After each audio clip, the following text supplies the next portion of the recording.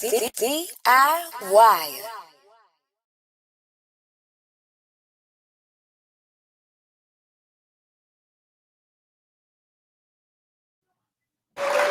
DIYers. Yeah. Something about this for like a glitch in the matrix. Something about these two individuals being on the screen at the same time feels like, why y'all didn't let this shit happen? Deante Kyle is in the building. Oh my God. We back. Hey, come on, talk to him one time. We back. Deante Kyle hosts the Grits and Eggs podcast. I'm supposed to be here, but we here now. We here now. Yeah, I don't know. For some reason, I feel the need to thank Ja Rule, but we'll get to that at some point. Justice for Ja, man. Justice for Ja. Y'all, you know, some of y'all laugh when I said this. Now we got alignment in this particular topic, but let me give the intro that I would give. Deante Kyle is a cultural commentator, viral thinker, and host of the award-winning Grits and Eggs podcast, a show centered on Black thought, satire, and authenticity. With an unfiltered approach, Deante blends intellect and comedy to spark meaningful conversations about race, art, identity, and social justice. He's known for his popular commentary on hip-hop shifting eras, the power of language in Black community, and community-led action, like his viral campaign that has raised money for the family of Carmelo Anthony, a young Black man charged after a high-profile case of self-defense. Deante's voice resonates because it's sharp, soulful, and steeped in a love for the culture. It's an honor, bro. It really is truly an honor. I say that for a lot of guests, but it's for always different reasons. I came across your content, like I'm sure many people, through when you take those clips that are like right there in the middle of you in a flow state and you getting off on a particular topic. And it's been many different times, but you reminded me that we covered content that you did from the podcast way back during the battle. Do you remember what video that was? I don't remember which one it was, but first, man, thank you for having me, bro. Like, it's an honor to be here because I've been watching your page for such a long time. So when people told me, like, yeah, man, you made the Curtis King show, I'm like, nigga, what? Send me the timestamp. Don't have me looking for it. Send me the timestamp so I can geek out real quick. But it's just an honor to be here for real. But I don't remember what video specifically. I just know it was it might have been it was in the height of the beef, but it might have been like some criticism I had for J. Cole too. Like it was all of that was kind of happening all at the same time. So I had smoke for everybody, bro. You did, but you got such a unique type of smoke in that, you know, you get a lot of folks on this on these particular platforms that, you know, have planned their hot takes in a way that they want to be, you know, purposely obtuse, or they say things that you can tell they don't truly stand behind. Right. Everything you've ever said, I look at you and I'm like, he got the heart to say shit that I didn't have the heart to say, especially not in a public forum. And so, man, I really want to dig into just your origin story. I got some very specific cultural conversations and all of that. But for people who are not familiar with the what I call brilliant commentary, because I pride myself on having these intelligent conversations that are not like beating you over the head, but it's you use a device of comedy to usher it in, and it hits a different way when you're able to make somebody laugh and then also look in the mirror. And so for the folks who are now just catching on, who is Deante Kyle in your own words, and what sparked the particular direction of the content that you do? I mean, 34-year-old man, father of 3, grew up in Wilmington, North Carolina, moved to Atlanta when I was 13, broken home shit, outside, just being outside, street shit. But just like constantly evolving my direction. Like when something don't make sense, it's time to pivot. You know what I'm saying? So that's been like the constant story of my life. Like I grew up fast, young, you know what I'm saying? Like at a time where like wasn't nobody at the crib. So, that's where the Grits and Eggs come from. Like I was like maybe 11, 12 when my mama left and went back to Atlanta. So we with my dad, but my dad working like 3 jobs. Like he never there. So his whole thing was like, shit, you get hungry, you know how to make grits and eggs, you go ahead and hook that up, you're gonna be full, you're gonna be sustained. And that became like a thing I'm eating, like if not every day, every other day, just to like have some sustenance. But it's like I'm evolving at a rate where I'm probably not supposed to be, you know what I'm saying, in control of my time and responsible for myself. Right. But it grew me up real fast. So I had to always be like very aware and very attentive to things, because it's like, shit, if shit go wrong, it's gonna cause more problems. Like, I really got peace because my folks used to be tripping. So it's like, when if ain't nobody here, it's peaceful. So like, and my older sister always say like, shit, if you want to keep this type of peace, we're gonna have to like move like adults in here. Like, we're gonna have to operate in a way where we're not getting in trouble in school and we're not doing shit, or we're not drawing too much attention to the house. Because if he quit one of the jobs, not only is he gonna be here more, but we're gonna be in a more of a struggle than we already is. So it's like, I related back to that time where it's like, this is where I became like extremely aware of everything around me at like 12, 13 years old. So that's what the origin is. But it's also like, that's where the funny shit coming from. Cause it's like, shit, it's rough at the spot. When you go outside, you getting roasted like shit. Everybody see this like little mustache and shit. But like the running joke, niggas used to call me Desperado and shit. And it's like, I used to want to fight all the time, bro. I just want to fight all the time. But it's like, my sister like, bro, you can't fight everybody and make a joke. You're gonna have to learn how to make a joke. You're gonna have to learn how to roast. So that shit come from, you know what I'm saying? Like, you roasting, you learning how to hold your own with the jokes, and then eventually you just become a funny motherfucker, or you always getting joked on. I ain't fuck with that shit. So I just adapted. I ain't fuck with it. But it's also, you can't fight everybody. Like, sometimes nigga older than you, what you gonna do? You finna get thrax for real. Like, you in 9th grade, you roasting me. I can't, if I want to throw hands with you, I'm like, what, 5'2", $130? I'm finna get thraxed. And you better not lose, because then that's gonna be the next line of jokes. That's the next joke. Trust me. Oh, trust me, it happened. It happened when I was in the 6th grade. Nigga was roasting me. I was like, bro, what's up? What you want to do? He like, 9th grade. Brother, stuck my get out my face. Not you hitting them with the my brother and me. Hit me. Hit me. Yeah. All you gotta do is hit me. Oh, man. Hit me for reset. Okay. Yeah, that's all right. Let me get funny. And it's funny because I didn't know how to fight growing up, and Pops was more so the type that was like, I think my Pops literally thought he was Furious Styles. I think he literally thought he was somewhere between fear. I'll tell you this. I was telling the story earlier, dog. When I was in middle school and we had a substitute teacher. He was a white teacher in an predominantly Black and Latino school, predominantly Black in Carson, and he was going through hell. And my Pops came up to my school. I didn't know he was coming. I had my head down. I was laughing at a joke the homie made, and somebody said, "Oh shit, Malcolm X coming!" And I just put my head up and I said, "That's my dad." Yeah, I didn't even see him, and he walked in the room and he was like, "How you doing?" "Yeah, how you doing?" "I'm here," and sat in the back of the class. And so, when I think about that avatar and I think about how that can shift things, I couldn't use my fists. I had to use like my intellect, which got me in problems, but I had to also use sense of humor because I'm in LAUSD, and you better know how to defend yourself, man. I'm curious because, dog, you so well versed in so many different topics, and we're gonna unpeel this. I just want to get an origin story on you, but you talked about a little bit of growing up, and it feels like it almost mirrors a little bit of the latchkey environment that I had. Did you grow up in a household where conversations about race, language, and class were common? Yeah, so the thing with my people is like, they working class people. Like, I always tell people that, like, I ain't grow up in no projects and no shit like that. It's like, I grew up in the same neighborhood Michael Jordan grew up in, like, literally. But it's like an all Black neighborhood. It's just real working class. Of course, the bullshit gonna come with it, but it's just not like, it's not this extreme idea of what you have like when you think of the hood and shit like that. Like, we get to fighting, we do all type of shit and everything like that, but it's like really a tight-knit community. Everybody know each other. So like, you always gonna have somebody pops who like really own that.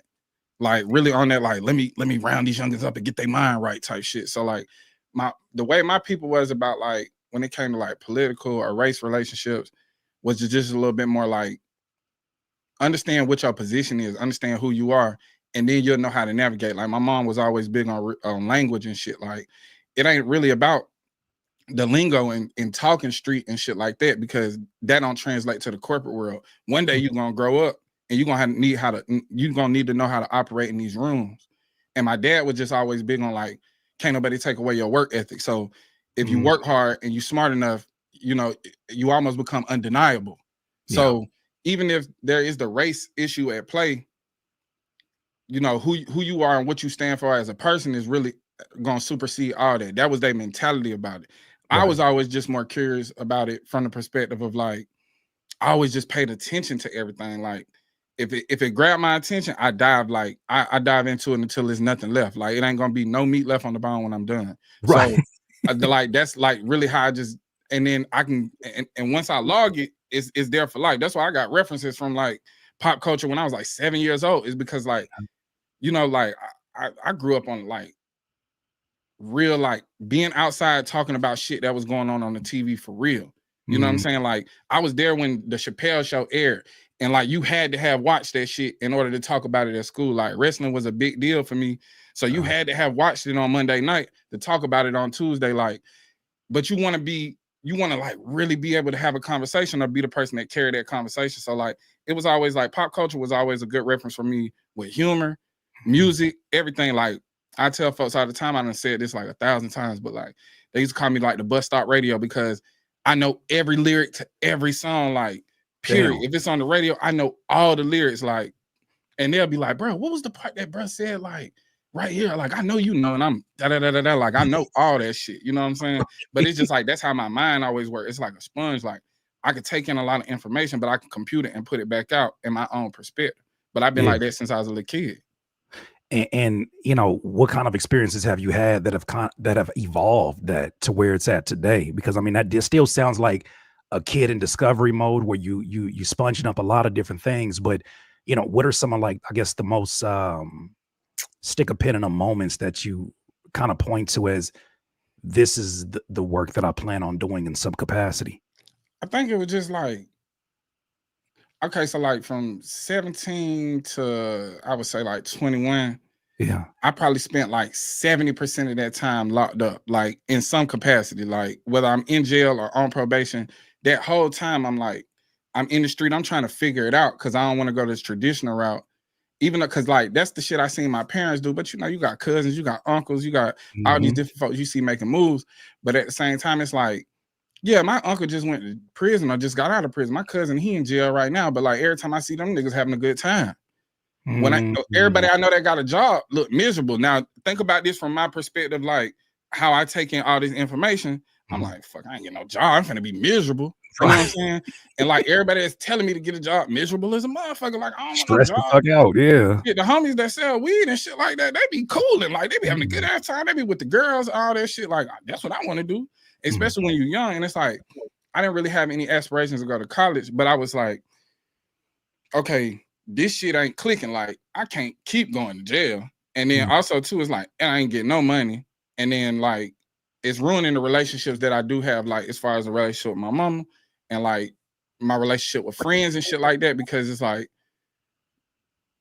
it get odd when you get in a position where you keep catching cases. Now you got co-defendants and niggas is worried about who gonna snitch, who not gonna snitch and shit like that. And it's like, oh, this shit lame, bro. This shit is a game. Like I'm in the system for real.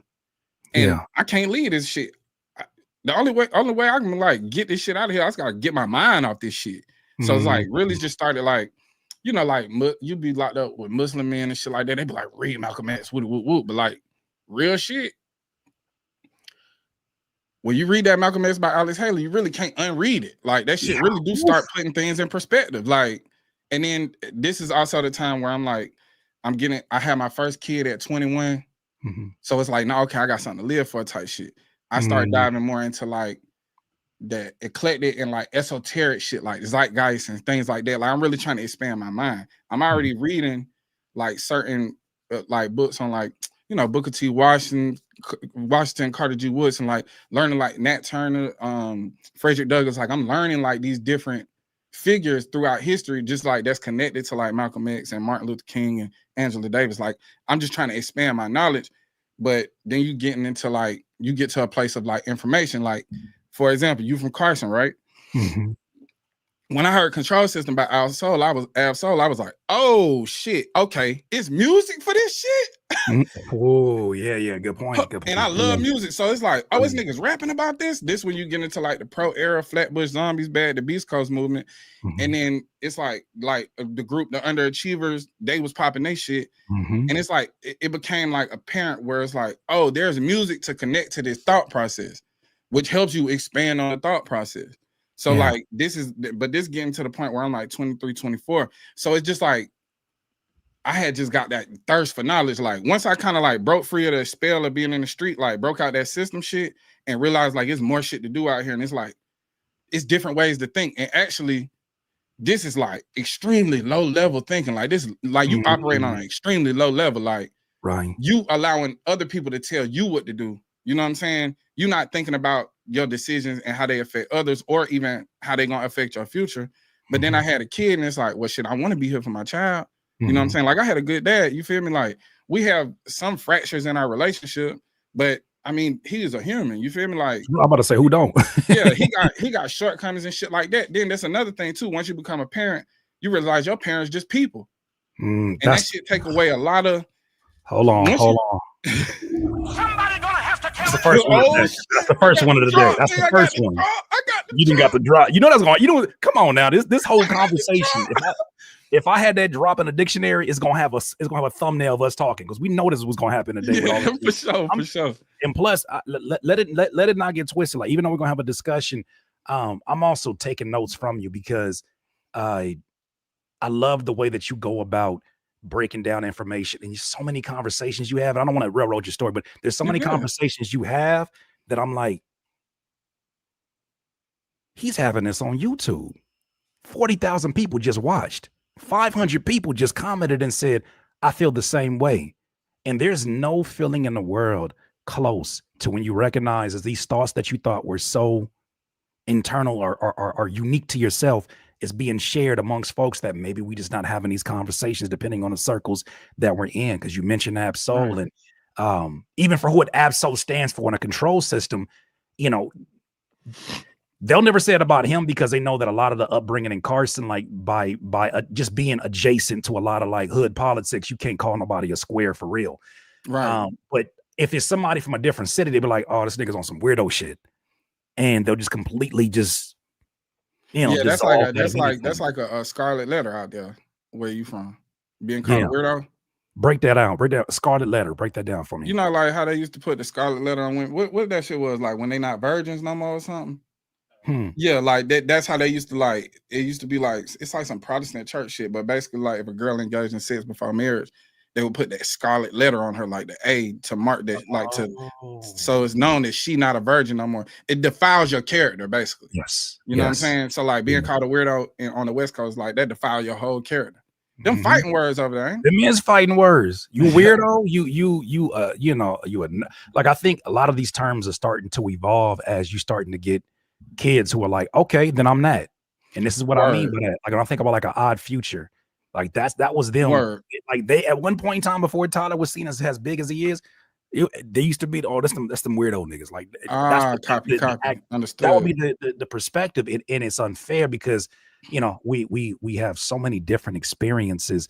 And but yeah, no, that's solid point. You were landing another point though. Well, I think this just to piggyback off your point, like to have 500 people that's like, I feel this way too.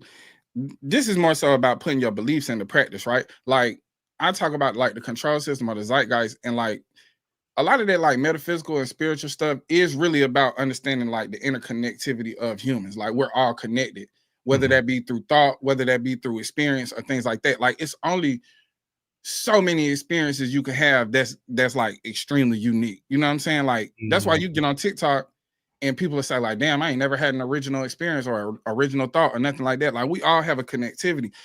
I always knew that, but like I also didn't want to be the person to say something or like whatever that fear of perception is, right? But it's like putting your like beliefs into action. Like, well, shit, bro. At the end of the day, somebody gonna feel me. Yeah, you know what I'm saying? So it's like, at least if I get it off, because like naturally, I always kind of like entertainment. You know, I saw myself like when I was a kid. It like at first I wanted to be a wrestler, then I wanted to be a rapper. Like I always just wanted to be on that TV. Like that shit just seems so fire to me. Like, damn, bro, these niggas is on TV. Like I'm changing. I'm like anticipating them coming on TV. You know what I'm saying? So like that shit come from like Martin and Fresh Prince and like the Jamie Foxx show. Like you just want it. Like damn, this shit that they doing. First of all, they being funny. They fly as a motherfucker. They got fine women next to them. And then it's like, but they not like. They not no lames, but they also not like on no tough guy shit. Like I ain't never really walked around on no super duper tough shit. it's just like my pops always told me, like, you ain't gotta be tough to be no man. Like a man gonna handle his anyway. Like you can be unassuming. You still a man. If somebody approach you and try your manhood, you gonna have to defend that. But you ain't gotta walk around like peacocking it, like, oh, I'm tough, like nigga try me. He was like 9 times out of 10, somebody do that, they either gonna shoot you or they scared. That's a bar. Are they scared?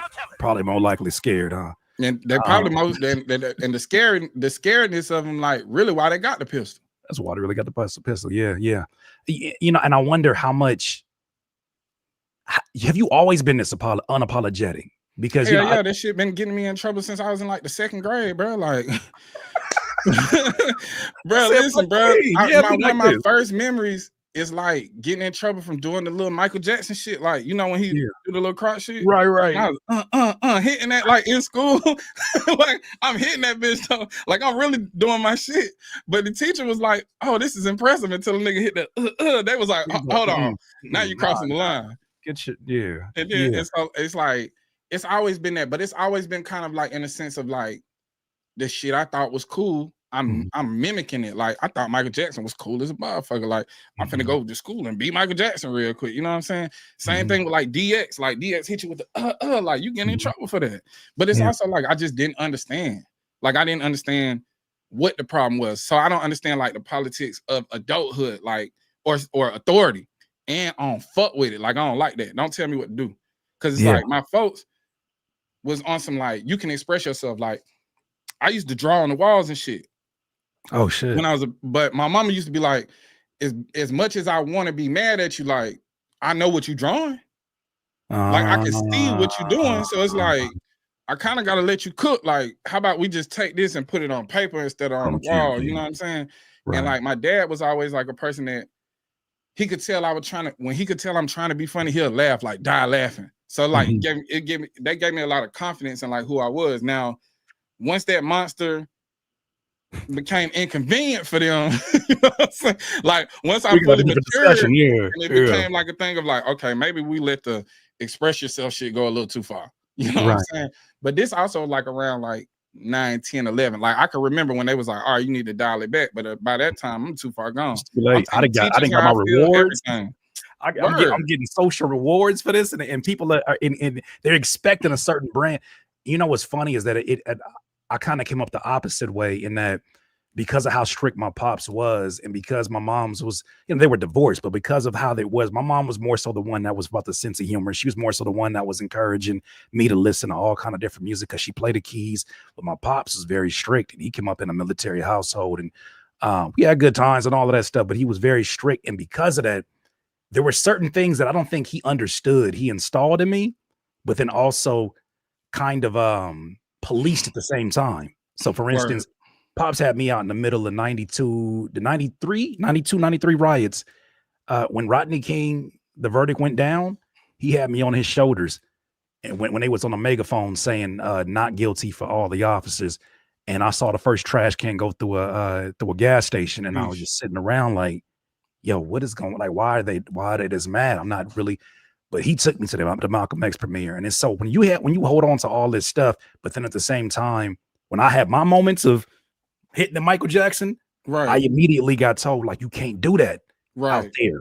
It's not the same pops thing. wasn't no whooper though. Like that's another thing too. My mom was more of the my mom was more of the physical disciplinarian, but like she also was like kind of like, I'm gonna talk sense to you too. But it's like a certain line and threshold that you'll cross. My pops was always kind of like neutral about everything because like his thing is like he a hard worker, bro. Like for the most part, he that traditional. I provide and I shut the fuck up. Like he don't got too much to say. So like when he do speak, he finna say some real shit, but it's like, hold on, bro. I wasn't expecting this from you. You don't never say nothing for real. So then you got to think too, around like 10 years old, this probably like the peak of their problems where like the household became chaotic and both of them flipped. So my dad became more vocal and my mom became more quiet, but it's like this tension in the crib all the time. So it's also like who I am, it's starting to get like heavily critiqued. Like it became a thing where they wanted me to be seen and not heard. And I was like, well, hold on. That don't vibe where I'm at right now. I ain't fucking with that right now. Yeah. And then it's like, you know, it's like that's where the changes start. But like when the changes start at 10, when everything like flip on his head, you know, naturally, like I'm seeking more attention at school and I'm seeking all these things. So like it go from being like a kind of funny smart kid to like a pure class clown fuck up. Like I'm just trying to stay up with the fashions. Like I'm trying to make sure I got the Iversons and the Right. like I'm trying to be down for real because the crib is crazy. Like these folks fighting for real. So it's like when you go through that, I think that's where like I said, like right around 12, that's when I became like extremely aware. It's like everything building up to that shit. I'm like, what's going on with these people? Like, what's going on with these folks? So you asking questions at a very, very early age at this point. Yeah. Like I'm trying to figure out what's going on for real. Like y'all acting funny. And also too, it's too much anger in this bitch. Like, why we fighting? You know what I'm saying? So it's like it become this thing where like escapism. I learned how to do the escapism shit early, like video games, TV, and being outside. Like that shit. It's all this like it's constant. Like that's why I don't get why people critique kids. Cause like, bro, we was doing the same shit just in a different form. Like I'm on the PS2 or I'm on the TV or I'm outside. Like it's I'm always kind of like searching for that dopamine because shit crazy at the spot. Like I ain't trying to be here. Dog, I miss my pops, you know, I saw him evolve from like, you know, he used to, you know, he for sure with my ass. Then he went to a place where he was like, I could tell he had a conversation with somebody or something happened. And he was like, all right, we got to do a different way. So he started punishing me. I'll never forgive him to this day. The first game that Michael Jordan and Kobe Bryant played against each other, I was on punishment. And I was in my room having to overhear it on the TV about all the shit that Kobe was doing. And I'm sitting up, I'm a big Kobe fan. So I'm sitting up here like mad as hell at him over here playing solitaire on my damn, because I'm older. So I'm over here playing solitaire on my shit. I'm over here like, I can't say nothing, no, because he the type where I couldn't even have my headphones on if he had to call my name twice. That was just shit, right? Yeah. But to your point, I never forget that pivot where you're talking about at 12. I don't know what age it happened for me, but I remember there was a group, it was a project, not a group, a single project, and I said something that concerned the white teacher. I said something about, you know, Black God. I pray to Black God, and I did like basically using terminology that I heard through my pop's Black Panther literature, through some of these Malcolm X movies, and I didn't know what the hell I was talking about, but I said that, and they brought it to his attention, and I could see it in his face that he was like, I remember you was conflicted. I looked at his face and I was like, oh, I gotta be the one that makes sense out of all of this then, huh? Even at that early age. So that's why I say, like, I'm glad that you went through the situations you went through, because it's all of those things that bring you right here, bro, because you are a voice that somebody could say the same exact things as you and be in a suit and tie. I don't take it the same way. I don't take it as the same level of he gets me because of that situation. And man, I appreciate so many of the things that you say. You know, one of those is you know, you've been critical of a lot of different things, and I want to get into this topic first because we just talked about it last night as we reacted to your video. You've spoken before about how YN is an unnecessary substitute for what folks really want to say, especially as you talk about different races. Can we talk about why you why you are pretty much on a campaign for our folks to stop using the term YN? Because Marcus, what's that dude name? Marcus Morris went on ESPN and called the Grizzlies some YNs, and that's why. That part right there. Because that's why. Because I knew where it was going. First of all, I can say nigga, so I don't gotta abbreviate it. Yeah. So what's with the abbreviation? Why are we abbreviating? And I understand why, if you got that need where you can't find another adjective to describe Black people, and you speaking on TikTok where it's heavily censored, like you could type nigga out in the Instagram comments, Twitter, whatever. You can't say it on TikTok. So even if you use that as an avenue just to be able to say it, look at what happened. Look at the loophole that, I mean, these people are like constantly trying to find loopholes into Black culture, constantly trying to find alternative ways to say nigga. That's what DEI is. Like, it ain't got nothing to do with us. We the fifth and benefiting from DEI, but I know if I prop it up the right way, I can equate it to Black. and I can use it as another way to say nigga. Woke been around since Lord. Jim Crow, like, you know what I'm saying? Lead Belly, I think it was Lead Belly, like the artist, the blues artist that first like publicly said stay woke, because it was something going on with the Scottsboro boys in Alabama, and how they like unfairly charge people and unfairly sentence people, and like the same thing that has been going on since the beginning of time, using white women as this damsel in distress to like to basically like find a reason to arrest and like make black men like funnel black men into the prison industrial complex, right? Like we say, you whistle, you Emmett Till, you had consensual sex, now you raped her and now you gone for life, or you get lynched. So it's like this stay woke mentality, but it's somehow that became like a white liberal term, and they still equate it to niggas. Like, it's just weird. They always trying to find a loophole to just call us niggas without actually saying it, while simultaneously monetizing off of those of us that feel the opposite way. Because I remember this blew my mind. I went into a GNC and I saw a pre-workout that said "Stay woke," and I know it wasn't black owned. And Heinz, and so like Heinz had a commercial or advertisement about 6 to 8 months ago where they had the red ketchup all around this black woman's mouth, basically on some minstrel show shit. Got pushback for that. Now they got grills with color emplates on it that match the ketchup, match the mustard, match the mayonnaise. So they will call you a nigga and then appropriate your culture in your face and use it as advertising and marketing dollars.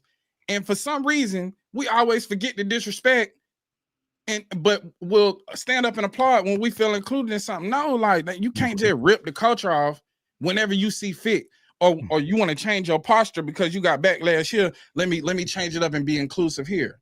That's what we was just talking about over here. Like, it's this game out right now called South of Midnight, and it's about, and the main character is a black girl from Louisiana, and it's going through and detailing like some historical practices and like Louisiana culture, like some of the Creole shit, some of the voodoo shit. I don't know the full extent. I've only seen clips, but it's black centered and it's black focused, and it's like historically black as well, like in the stories that they telling. And some of it is folklore, but it's Black American folklore, Louisiana folklore, whatever. And like, it's a lot of criticism from white gamers because you know, the main character is a black girl. And and it's not for you, right? And you got black gamers like, oh, y'all are only critiquing it. Like, no. That's the wrong stance to take. Right. Don't worry about them critiquing it. Celebrate the fact that somebody made something for you. Yeah. And stand on that. See, hold on. There we go again.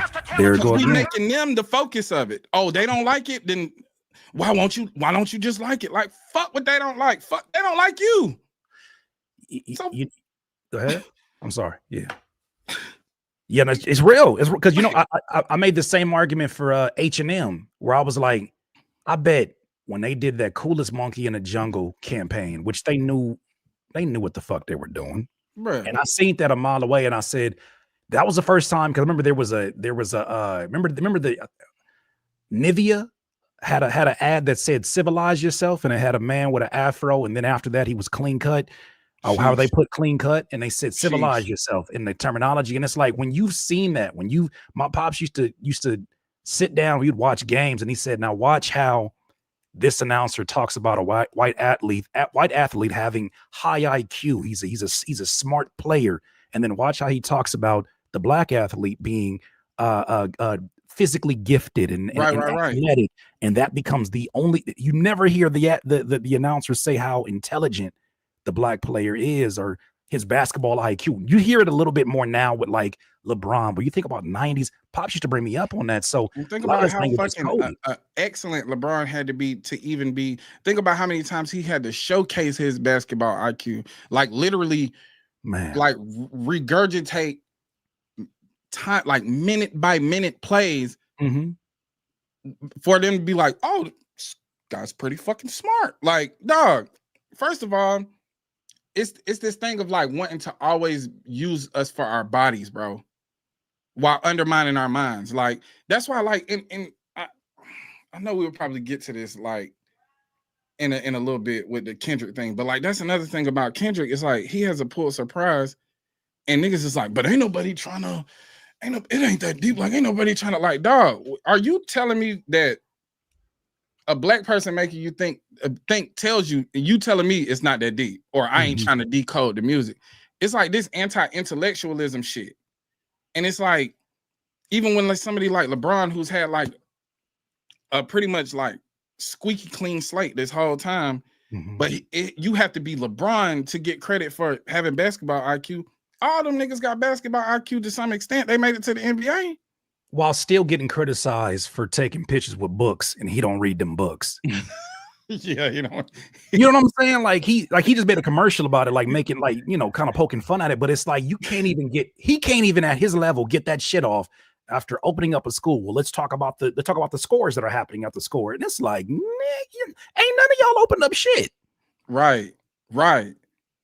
Well, it's just because they have to discredit the black mind. Like there can't be any praise of black thought, because where does black thought go?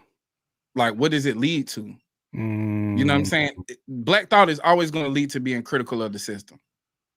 So if we continuously praise you for entertaining us, you know what I'm saying, or if your thought is detrimental to your community or to the plight of your community, and we can't find any value in your body by way of athletics, we have to make sure that we control your mind and what come out your mouth. Because black thought and intelligent black thought is always going to be critical of the system. Because that, like, in so many words, like, we behind enemy lines here. You understand what I'm saying? And it's systemic. And no matter what, if you value yourself as an intelligent person, you can't ignore that overarching elephant in the room that's always been in the room with us this whole time. Facts. To your point earlier too, and this is something I know we kind of jump all over the place, but I'm so glad to have this conversation with you here, man. Me too. To your point earlier, you know, about when you kind of had that moment where you broke away and you said, okay, this is basically how I'm going to structure myself after seeing kind of the contradictions in some of the teachings.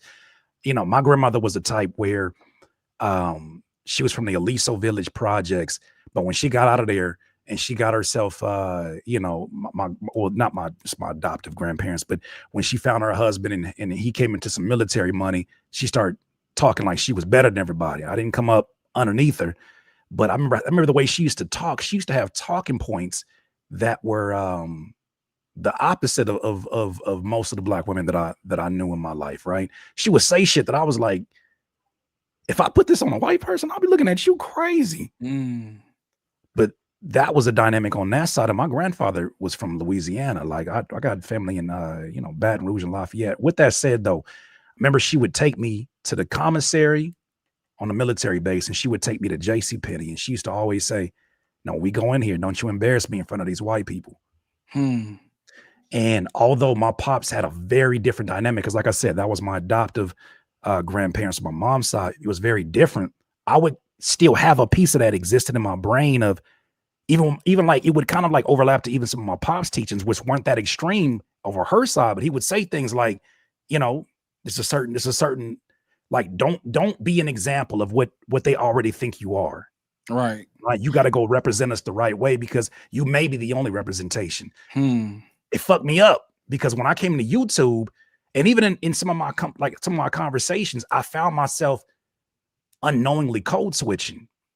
But the code switch wasn't trying to get like love as much as it was like, no, I'm not a dumb nigga like you try to post me to be. You have to prove your mind.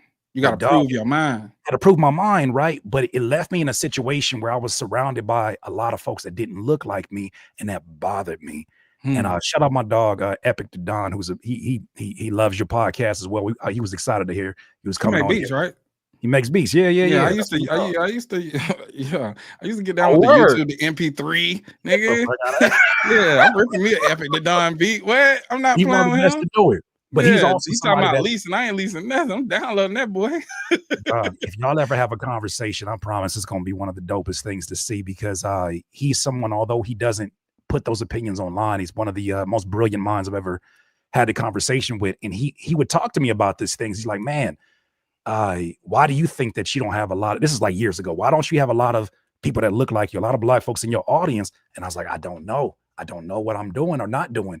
And he said, I watch your video. He said, you know, for years I couldn't watch your content. And I said, why? He said, I couldn't see you in it.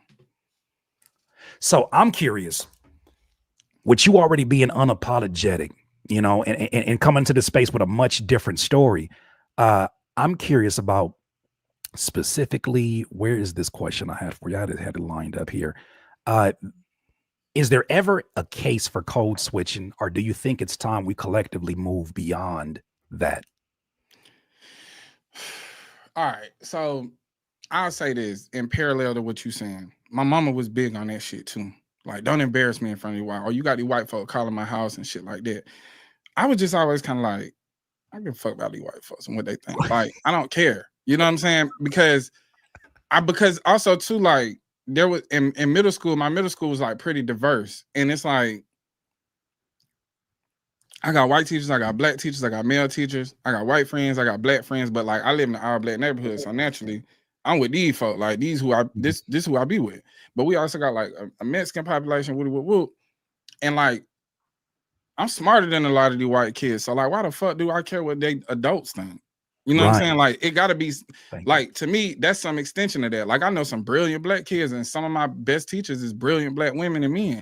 So it's like, I never, like, when my mama would say shit like that, I just kind of understood like what that meant racially, and I understood what that meant in like the power dynamics of like what my grandma would talk about Jim Crow and shit like that. Like, you know, my grandma from Thomaston, Georgia, like that shit is, you know what I'm saying? Like, they got like, they Juneteenth is called Nigga Day. You understand what I'm saying? Like, she from that type of area. So like, wow, they don't call it Juneteenth, they call it Nigga Day. Like, this is niggas celebrating their freedom. Like, this is some southern, you know what I'm saying, ritualistic shit.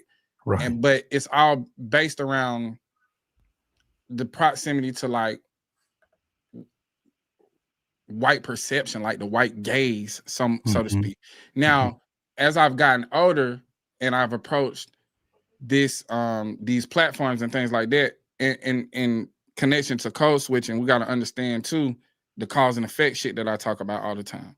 So like, if my grandma from America, her grandma from America. So imagine what her grandma was going through and how she had to train up her kids, basically living in fear of their life her whole lifetime. You understand what I'm saying? Like, these white folks would kill my child. So I have to train them up in a way that's appealing to white people and that appeases white people. Yeah. This also is a part of my grandmother's rearing. Even if she on the back end of it, she just come out of Jim Crow. Some of that gonna spill over to my mama. My mama gonna pick and choose what worked for her in her modern world, but some of those fears are still very prevalent. Also, too, I'm born in 1990. I'm in, like, we talking about the height of the crack era. My mama know what's going on in the world. Yeah. So how do I, now I got this little boy, how do I keep him from getting involved into this shit that not only is police pulling up killing niggas, but niggas is killing niggas and they being funneled into the prison system. So it's a lot of different fears that surround our elders when it comes to Black men specifically and our relationship to the system of America, whether there be a prison and industrial complex or just death, period. You know what I'm saying? So when we talk about code switching, there's just a degree of understanding language. So code switching means that we put on this like this white version or our white version, and it's more an accent than it is like a full understanding of the English language. So so an academic person that has been to college and been through these rigorous like tests that college put you through, they have an understanding of academia, right, to the point where like they know the spectrum of English language because it was necessary to their success in college. So of course, naturally, it's an easy pivot for them. But it's this like, what would we call it? Like, they got a black cent. What we gonna call it? The Euro cent. Like, we use that Euro cent. Like, that's really what code switching is. Just putting on your white voice and like walking through it. Now, but you could still, me and you could still have this conversation, and I don't gotta cuss or say nigga for the next 5 minutes, and it's the same conversation. Right. You know what I'm saying? So I think that it's more so about us understanding language and understanding like the spectrum of the English language so that we can walk in the rooms and have conversations without diluting it down to our lingo or cursing, and we can still get the same results. Because I ain't gonna lie, like I'm not trying to walk into the room like, well, actually, you know, today, oh no, traffic, brother. Let me tell you, a part of me has died the times it's that I gonna have. die every time because you know that shit is fake. Yeah. So, but I think that it's all a survival tactic. Like we have to be honest about what we've done to survive in this country. Like the things that we're critical of as millennials and Gen Z, and even like some of the younger Gen X people, is we're living in the effects of people that have had to constantly survive in this country. And these are things that they picked up along the way that helped them survive. Of course, they think they helping, but the further we get ahead and the more progressive things get, and we get somebody like a Ryan Coogler getting on camera speaking like he from the Bay, but is brilliant in film. Brilliant. I love it. Yeah. Brilliant. Yeah. You can be brilliant and be black. And you could talk how you talk to black people. Now you have to also understand that there is a time and a place for everything, right? And like that's what our code switching need to be more so about, the time and the place for everything. And like being articulate is whatever, it's cool. But if you don't know how to express yourself in a way where you wouldn't speak like that to a child, you wouldn't speak like that to your grandma. I would hope not. So we code switch all the time. You know what I'm saying? People be a Google Gaga talking to a baby. That's code switching to a degree when you should really be talking to that child in the way that they're gonna talk. You understand? Right. You change, you take your hat off and you switch game up when you get in front of your grandma out of respect. The thing is like it shouldn't be out of respect for white people. Yeah, see, and what you said earlier about the video game, and that is such a slight pivot for our folks, but it's such an important one that it's almost like remember that show with the show had a host called Cesar Milano. He would basically train dogs, and he would whenever he the dog whisperer. The dog whisperer, he would shake the head up, and the dog would be like, "Oh, I'm fucking up."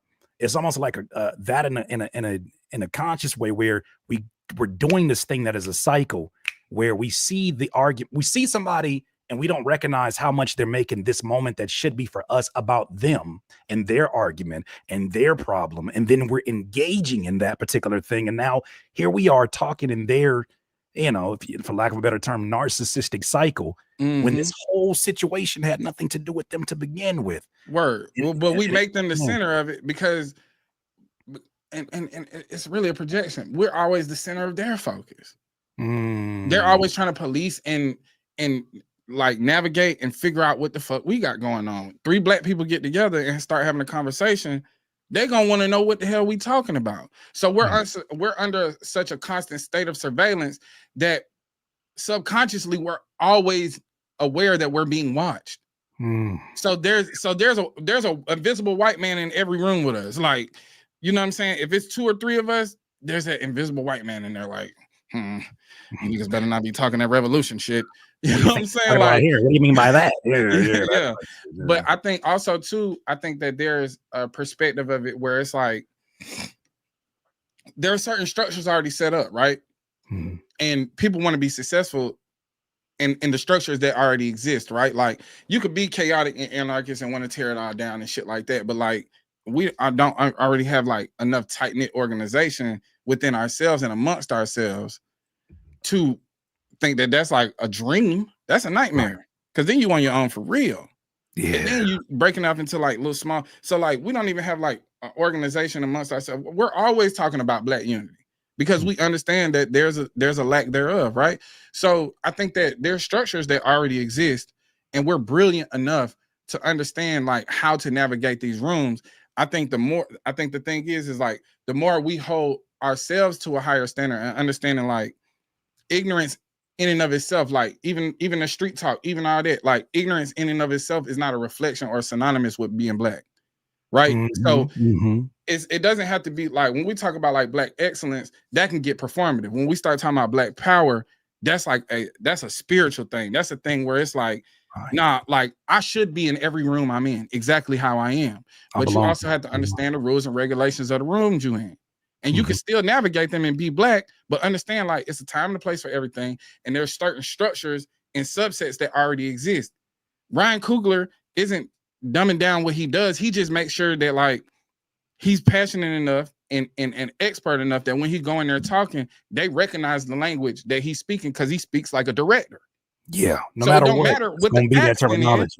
Right. He called Chris Nolan. He like, yeah, me and Chris, we going through the woo woo woo. And it's like but these are his peers, and rightfully so. His work lines up with it. So we can harp on like things that couldn't be done in the past and learn from them, but understand like the more access we get, we can't like focus on like the undoing of things so much. Like we have to evolve things ourselves. Like we're evolving these things. Ryan Coogler is evolving what a director looks like. He's not changing it. Robert Townsend was an amazing director. Keenan Ivory Wayans was an amazing director in a time where they wasn't supposed to exist. They evolved it. You know what I'm saying? So it's like, I think that we have this thing where it's like radical, where we want to go in a room and undo everything. No, it's already a structure. Yeah. You're gonna go into a building. You're gonna go into a building that's already built and everything. And instead of putting your essence on it and evolving that building in that space to look at how you want to do, you're going to tear it all down and rebuild it. That don't make sense. The structure is already set. And the energy that you exert into going that route won't get you as significantly further as going into that space and saying, okay, this is the game. All right, well, this is what it's the way that I equate it with Kendrick making sure that he did the type of Super Bowl that he did, the Super Bowl performance that he did, to where he was like, he's saying the same things that he said on Kendrick Lamar EP, right? Where he says, I know some folks might view me as like conscious more of a common, but he's like, I'm just as ghetto as Gucci Man. And he made sure that was said from Samuel Jackson. And I'm like, that to me is an example of he played this game and didn't let this game play him into something that doesn't align with what he came here to do. You can't just be happy. You can't ever be happy with just being in the room. Mm-hmm. That's what happens. Your talents get you in the room, and you get in the room and you just happy to be there. No, I belong here.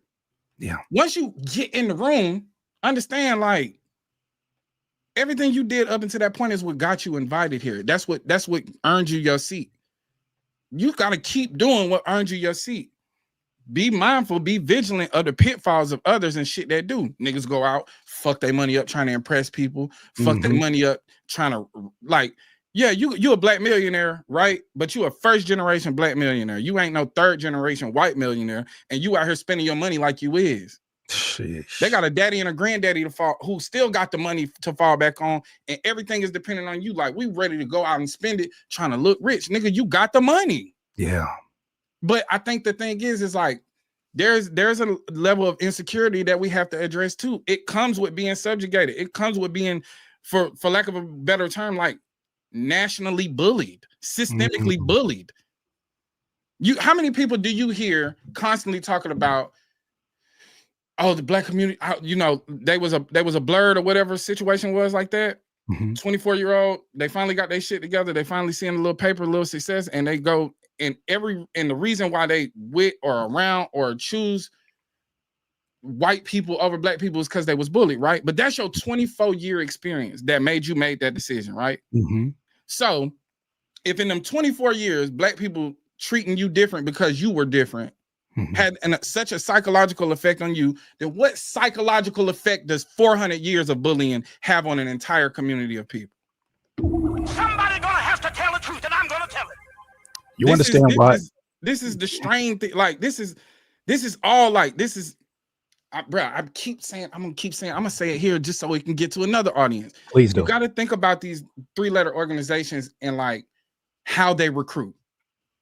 The MLB, the NBA, and the NFL spend top dollar to get the best athlete because they are athletic organizations.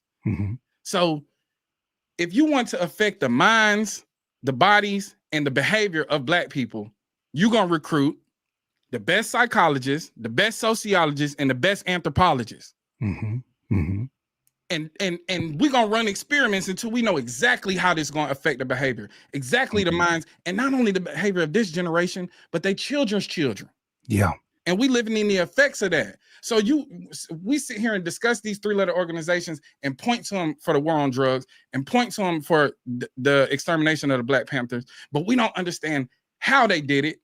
Mm-hmm. It's a recruitment process. Yeah, you one of the most brilliant psychologists of all time. You done wrote 10 books. All of them done won awards. Woo. But you make $250,000. How about 2.5? You got a little top secret little situation going on. You anthropologist, you understand human behavior. You a sociologist, you understand how people behave in groups. Let's get you 3 in a room, and we're gonna put the play down.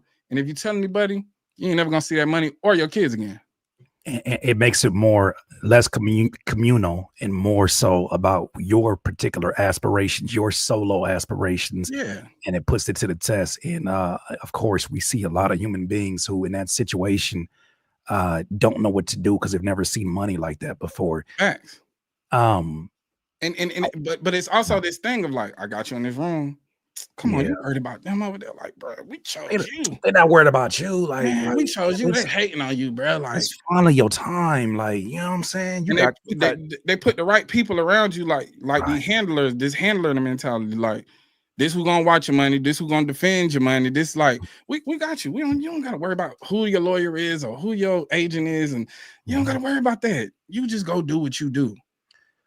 What's crazy about that, and this is brilliant breakdown, brother. It was got me really thinking lately, especially as I see this ageism conversation in hip hop, bro. Like I use it there because I know ageism exists outside of the realm of hip hop, but I want to take it there first because I see that firsthand, especially when you talk about the way that older rappers and older creatives are spoken about and the hate and the vitriol that sometimes a lot of folks have. And I'm not talking about the demographic that they're talking about that is not taking care of their responsibilities and is out here, irresponsibly rapping instead of taking care of those. I'm talking about the folks who are making it and getting it done.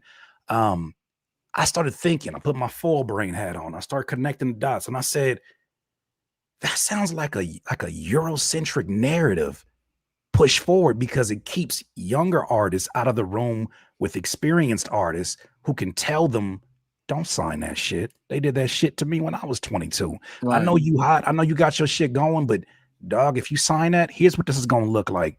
No, instead, I think there's been a concerted effort to ensure that Black men, Black women lose all that vitality, all that rebellious energy that they come in with, and by the time they in their late 30s and 40s, they don't even want to fight for their masters no more.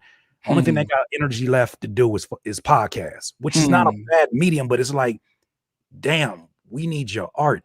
And not to go on too much of a long rant, but I had a vision, bro, where I was like, imagine 200 years from now where people are studying the effects that the art had on our people, and they're missing a gap of art from the individuals who would you assume, if we're using age as a metric, would be the most wise that there ever been at 40, 42, 45. We let that go in the name of pushing a narrative, which doesn't feel like a narrative from us that hip hop is a young sport. I got a quote for you after this, but I want to get your initial thoughts just on this particular subject. You ain't got the answer, Sway. Somebody gonna have to tell the truth. Now listen, I'm saying that for a reason. Sway got more wisdom and experience in this industry than Kanye does, correct? Mm-hmm. Kanye got what? Just more money. Yeah. Now, when you get a Lil Uzi Vert, Lil Yachty, that class of people, right? And Joe yelling at Lil Yachty, you need to make sure you're on your masters. You need to make sure you're doing audits. And bro, like, chill. The chill is really like, nigga, I got more money than you. What am I going to listen to you for? Now, that's where the game changed. They pay them more. They listen to the music. They listen to the music, right?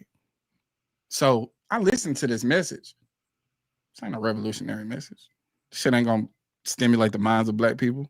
It's just something to dance to. It's just something to bop around to. It don't matter how harmful the messenger might be. that is extremely dependent on degrading women and substance abuse and like an extreme waste of resources, right? Just materialistic as fuck. A waste of resources, not doing anything good with the money at all. I'm listening to the music. Oh, we got him. Give him $10 million. He don't know what the fuck to do with it. And the people that do know what to do with it, we're gonna prop them up like haters. Like, I'm trying to tell you not to sign the deal, but the deal I just signed got me $10 million. Now I'm trying to tell you it's a $10 million loan, and that you got to pay it back. I've been in this game. I've been through the ringer. Like, I'm fucked up now because of the mistakes that I made, and because I didn't know the contracts, and because I didn't have the right people. And I'm trying to save you from making that same mistake. But that was that young mentality. Like, man, I got $10 million. This nigga broke. Not listening to no broke nigga. And that right there, the fact that the more money I got more money than you, so I'm better than you. I got more money than you, so obviously I got it figured out. Right. That's what's gonna create the gap. But we talking about the people. How you gonna come and walk into a house and tell niggas they didn't decorate it right? They built the house. They welcomed you in. LL Cool J did a Gap commercial and made sure to shout out FUBU because they gave him the platform and he knew they was green and he wore the hat. It was about bringing it back. He's one of the forefathers of hip hop, bro. We don't get a Drake without LL Cool J. We don't get a 50 Cent without LL Cool J or Ja Rule. You understand what I'm saying? Justice for Ja. But the thing is like he used his platform and his momentum. Like, yeah, he might have not had all the money in the world, but he was a pioneer in something that was going to change that 20 years later. And it did. And he had to be extremely mindful of that. Hold on one second. Are you good? Let this be a reminder. Make sure you hit the like button on the way in. I wasn't able to put up a poll in the actual chat, but make sure you hit the like button if you're enjoying this conversation. Really grateful for this brother being here. But yeah, I think that there's always going to be, of course, like when people go through pitfalls, like when there's not a lot of money involved and you're laying a foundation, there's going to be mistakes made. There's going to be exploitation involved. There's going to be people that make extreme fuck ups with what little they got because they never had nothing before. And it should be used as a testimonial, but oftentimes it comes across as bitter. And maybe there is a little bitterness in it, and it don't have nothing to do with these young kids. It got like, I'm bitter that I made some bad decisions. I'm bitter that I didn't have no OG come tell me. So it's all about how you have the conversation, right? If you do it out of a place of love, if you do it and congratulate them on their success, instead of saying, hey, before you spend $1, make sure you listen to me because this is what I did. Like, I think that it goes both ways, right? Yeah. There's a manipulation that happens with immaturity where I can manipulate your mind towards your elders. And I'm gonna give you more money. So it's seemingly you making better decisions than them already. You understand what I'm saying? You 21 with more money than they could have ever dreamed of, even in they peak. They shit still ain't come close. So that's how you create the division from the bottom up, but from the top down, there's this mentality of like, you need to respect what I've done for you and you need to like acknowledge it and things like that, instead of just coming and saying, look, young brother, like, bruh, what you have achieved is amazing and I'm proud of you. And I love that we could set up something that will cause like that have brought you to the point where you can get $20 million for a record deal and shit like that, and lead with respect instead of leading as, you know, this all-knowing, all-seeing, this sage-like thing or this OG shit, and just from human to human show that you proud and that you respect them. Yeah. And the young person is going to open up and ask you, well, what did you do? They're going to ask you because they know that they don't know. Right. But they also, I'm not finna show you that I don't know if you disrespecting me or you undermining what I've accomplished thus far. Right. Because I'm already up M's that you've never seen. I'm already up M's you never seen. I can always use that. And that's an insecurity too. I can't tell you I don't know, but if you telling me I don't know, well, now we getting into like this defiant nature, right? Like, you ever been finna wash the dishes and somebody say, wash the dishes? You can be like, man, I ain't washing shit now. Like, bro, yeah. Just because you said that shit, I was just finna do it. Right. But there has to be like an approach of respect on both ends. And like, I think that it's gonna be hard to tell somebody young and drugged up and living this fast ass life that this life they always dreamed of, to try to give them some direction in that state, but to show them like, hey, you got a brother, you got an uncle right here, like, I'm here for you, And now might not be the right time to tell you. You may have to stumble a little bit, right? Maybe right before you fall. Before you make the decisions that's gonna cause your fall, you're gonna stumble a little bit. And you know you can call me and I got you. And when you provide like a sanctuary for the youth to go to, right? But I think that it's a difficult thing in entertainment. It's too many like moving parts to it. The lifestyle is fast. The things that people say get taken out of context, but it's also like a very small industry where word gets around. It's shit going on in the industry we don't know nothing about as the public. There's rumors. They got their own rumor mill within themselves. So it's like, you gotta understand that like these things are extremely complex. And when we try to make them simple and black and white, we do it a disservice because now we undermine the humanity of it all. Right. Without ignoring I just had a thought, without ignoring the obvious, I wonder what's so different about a Rick Rubin's approach that keeps them going back. Because I know that on a visual standpoint, we know that, you know, we have youth that see a white man and they just inherently have more trust for the type of advice that he's going to give and that and such. But I wonder how much of his approach mirrors what you're talking about, in that I'm not going to invalidate your experience being a unique one that I have never seen. I'm not going to ignore the success that you have had, but at the same time, if I do allow you the space to open up, which is why I love your conversation about, you know, changing the narrative around the phrase YN, because one thing that you did say is nobody's having a conversation about what makes these young men so angry.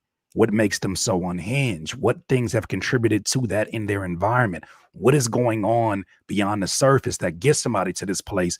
Instead, we just memeing them to death, right?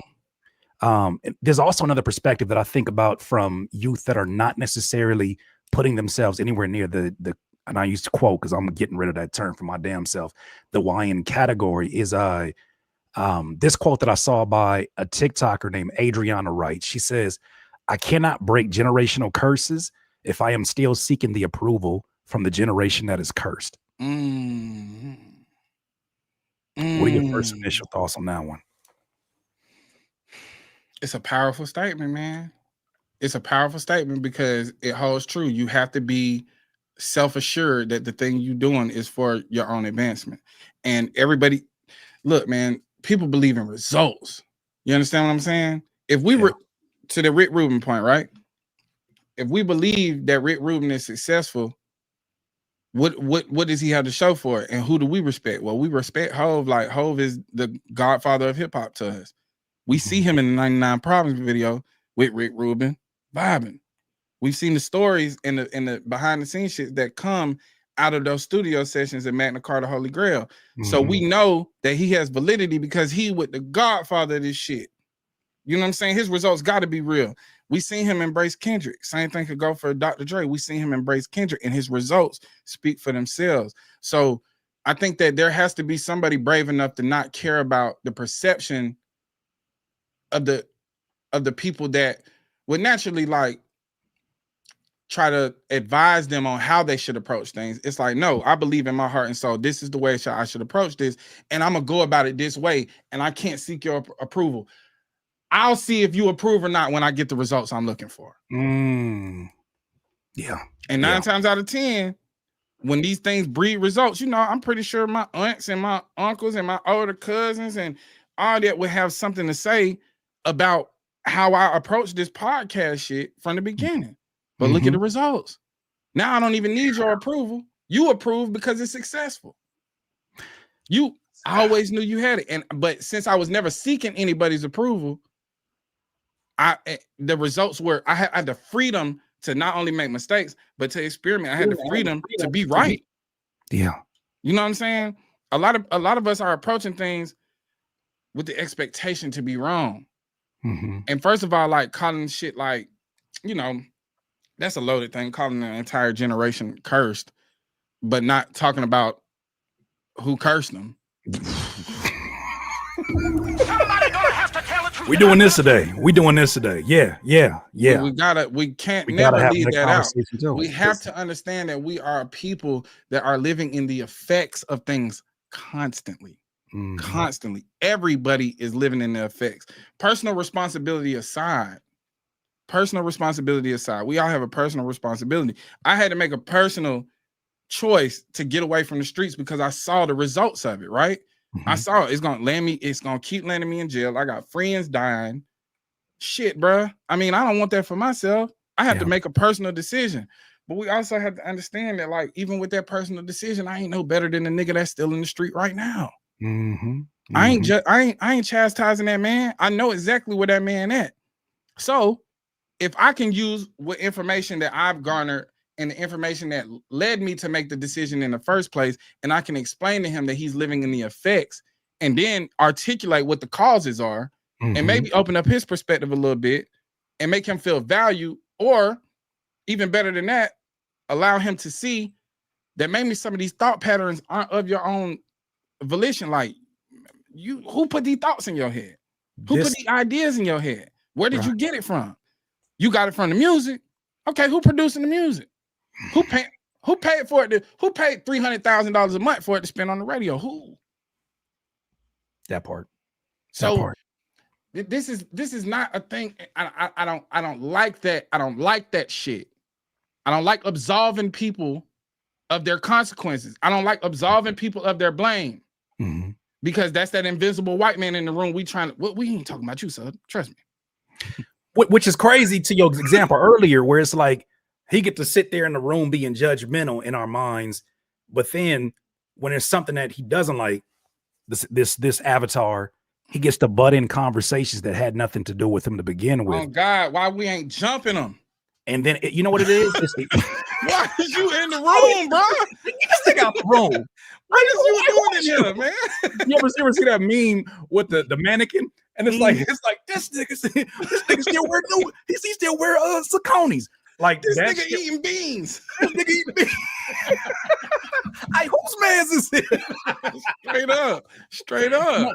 But this is what I'm saying, is that this is why I say you one of the most powerful voices that we have out here right now, because you make him feel seen in a way that sometimes we don't even see him. Right. Well, you don't so you build up this house, right? Like, let's go back to that metaphor or that analogy of building a house. Right. Even when I put the sheetrock up, the framing is still there. So just because you learn from something and you put something over it to make it more sturdy and make it stronger, well, the parts that was weak, they still in there. They still in there. The parts that couldn't exist on their own. You understand what I'm saying? Them parts couldn't exist on their own. You still him. That person still live within you. You know what I'm saying? Like, and the thing is like, you should be so grateful to have grown out of a mentality that you see as a detriment to others, and to go back and to explain how you evolved from that, or just to make a person feel seen, because I am just like you, bro. I was tricked too. So it's a blessing that I got to escape that. And why am I going to use my blessings to sit here and shit on another man? Yeah. And condemn this man for his sins that I used to be committing the same sins. Like, bro, you ain't no better than this person. It takes an extreme amount of humility and fuck humility. It takes an extreme amount of arrogance for you to come up the same way as somebody, survive, and then pointing like, look, dumbass nigga. For real, like, look at these niggas. You forgot the grace you forgot the grace that you were given. You were given grace. And you got to be humble enough to know that, like, even the hardships you went through, somebody got it worse. Yeah, 10 times. Yeah. Somebody got it 10 times worse. Me and you sitting here talking about our upbringing. We talking about we bringing our fathers into the chat. Right. How many niggas can't do that? We got to understand the blessings that was laid down. Some folks had mama that was on drugs. Some people ain't never met that grandmama. You got it. Like David Banner said some real shit, bro. In order to lose something, you had to have it first. So there's a blessing even in your losses, because if I lost my car, if my car broke down, at least I had a car to begin with. And what I'm like, you was probably in that car judging niggas that was walking. Yeah. Sometimes you got to get back on your feet to understand, like, it can be you. We are one bad decision away from losing it all, bro. You know what I'm saying? Or sometimes it don't even be of our own volition. Maybe it's the accident. How many people have we lost just wrong place, wrong time? How many people have lost their children to a drunk driver? Their child ain't never did shit. This life is too complex and our community has been through way too much for us to try to stand on to step on anybody and shit on them while they down. When like we grateful to be able to stand on the shoulders of others. You standing on somebody else's shoulders. Yeah. And you want to sit here and talk about the man that's down? Like that's crazy as fuck to me. Yeah. See, midway round of applause, because I'm just like, it's happening again. I forget that I'm interviewing somebody and I'm not watching an episode of this brilliant podcast. Brother. I'm sitting here like, I appreciate it, bro. I got questions to line up, but bro, like, thank you. Thank you. If nobody's ever told you thank you for not only existing in this space, but thank you for being unapologetically you, because there's folks like myself that see you talking the way that you talk. And I recognize that this is a different time period, right? I've seen many errors where, you know, and I'm sure like a lot of my elders, this is what they speak to. Sometimes they tell me, be careful the things you speaking on, because you know, them people gonna come get you and they gonna come shut it down. And it's like, I think that has even evolved in a different way in terms of their get down, right? I think they've even gotten to a point where it's like, well, they still making money, even if we're having these progressive conversations on YouTube. Somebody's still like, which is why, you know, a lot of people that we're looking at now, what is approaching into what is undeniably the Kendrick era, right? And with that, I think comes a lot of shifts and a party that dies.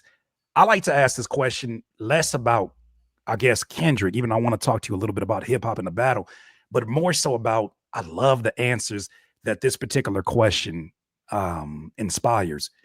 When you hear Kendrick Lamar say something along the lines of watch the party die, what party, Deante, do you think that is?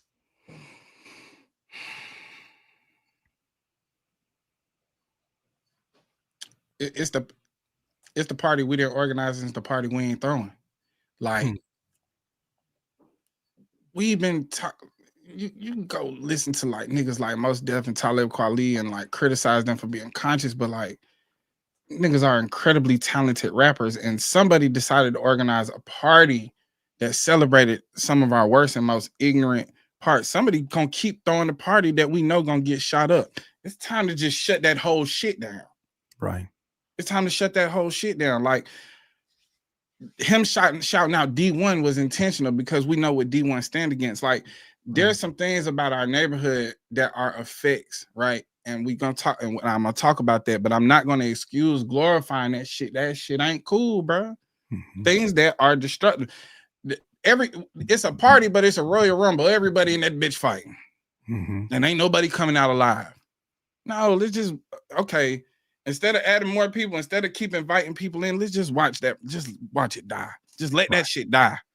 You know what I'm saying? Because there has to be a way to usher in a new pathology of thought. Like, we need new thought. We need Black thought to be paramount to us and the things we deem important. If I have a voice, if I got 350,000 people following me on TikTok and another 120 following me on Instagram and another 50K following me on YouTube, that's collectively 500,000 people that just like, bruh, yes. And you're only counting, I always make sure I add this, you're only counting the people that have logged in. No, that, but also, we know how it is when somebody says something that really resonates with it. Hey, come here, bro. Listen to this dude, bro. Right. That might be six eyes on what's going on here, right? So there's when you said that the other day about like, we have single-handedly in the Grits and Eggs podcast changed a good segment of the conversation around YN. I listened to that and I was like, yeah, because these people represent human beings and a lot more than we can even fathom. The ripple effect, right? Like babies, bro.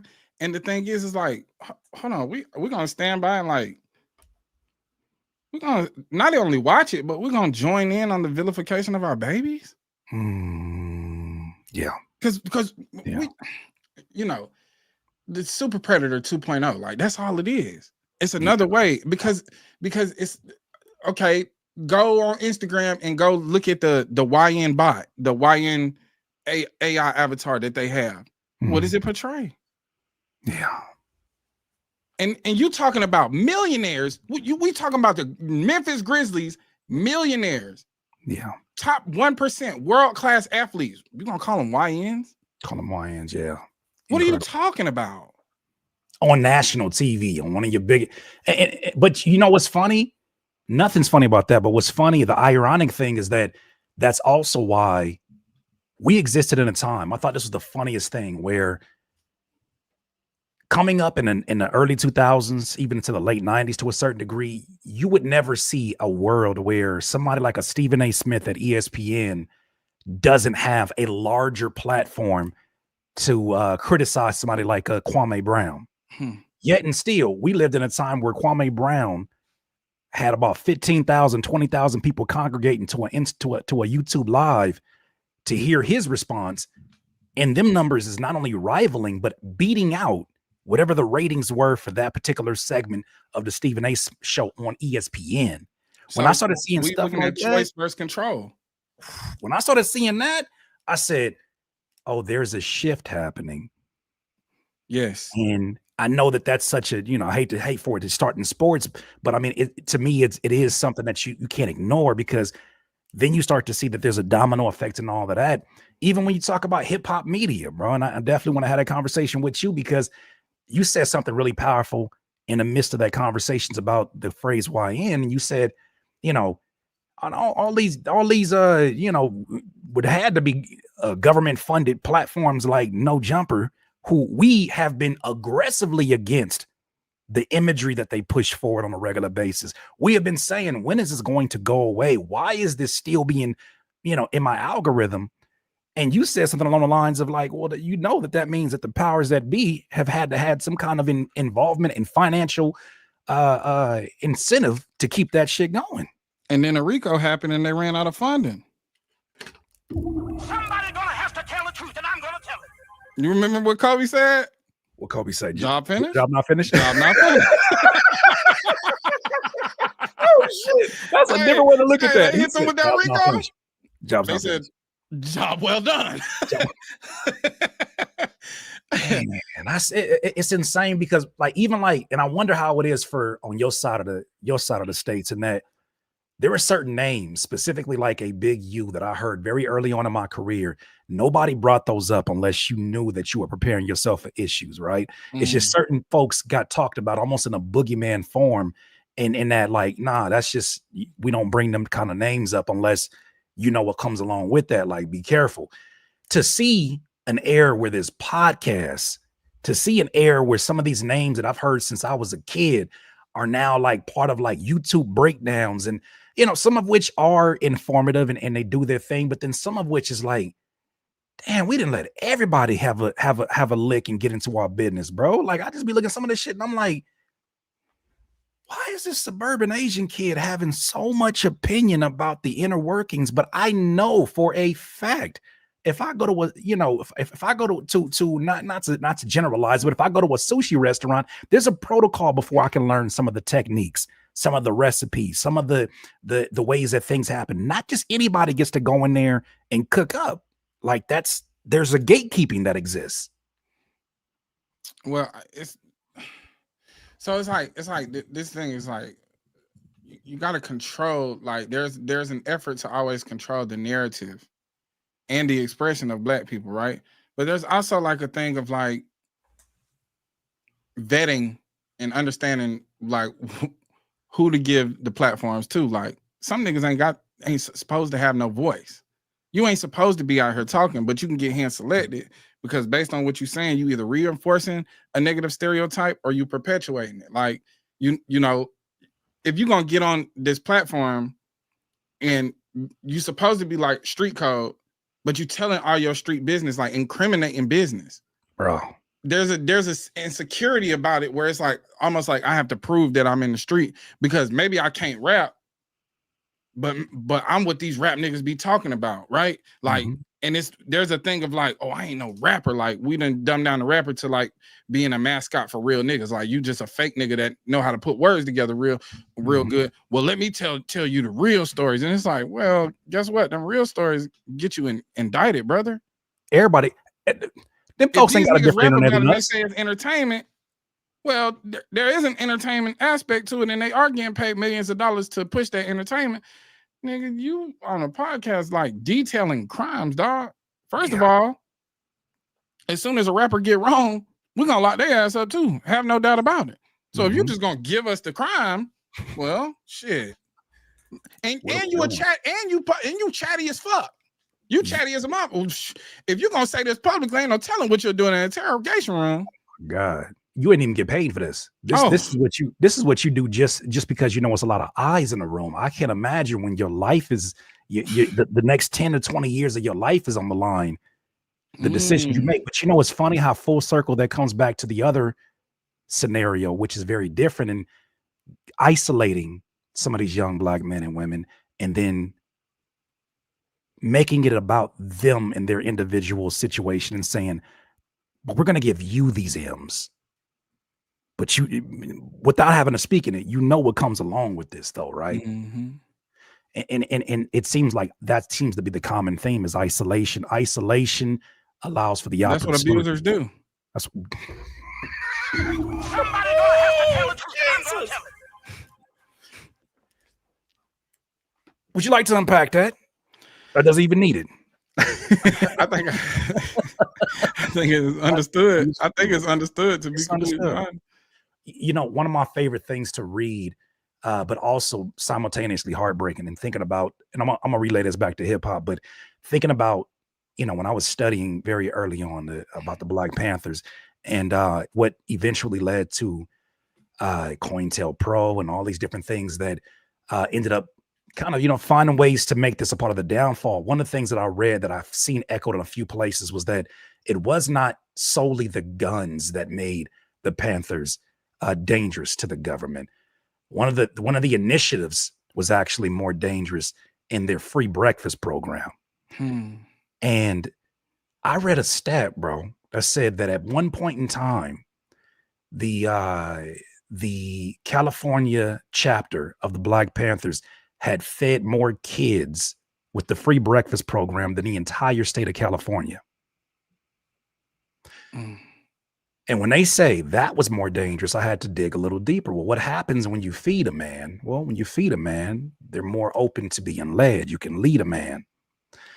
And that's the one common denominator I even see with, you know, a lot of the artists that, like a Tupac, that have this influence, and they're using that influence to speak to a lot of us at the same time. And Nipsey Hussle, they speak to us in a lot of, and it's spoken in a way where it's like, I trust the person that is delivering this message. Those seem to be the ones that are the most problematic for the powers that be. And it happens, you know, these things happen. The downfall happens after things that we think are the things that are dangerous, but to them, the free breakfast program was more dangerous. And I thought that was so interesting to look into. So the daily stress of a parent is, what am I going to feed my child? Right? So I got 3 kids. They already know, they know what to do when they get home from school. You make you a sandwich, whoop, whoop, whoop. Like you get your little appetite hit real quick before we really do the dinner thing. But that's a daily struggle for a parent, especially a struggling parent. What am I going to feed my child? And you telling me it's a group of people that got that first part covered? You know what I'm saying? But you also have you get the parent and the child. You get both of them at the same time. And then you feeding these children, which means they can't talk. You got their ears though. And food releases like these happy endorphins. Like, you know what I'm saying? This is how people get addicted to food, because sometimes that's their only source of joy.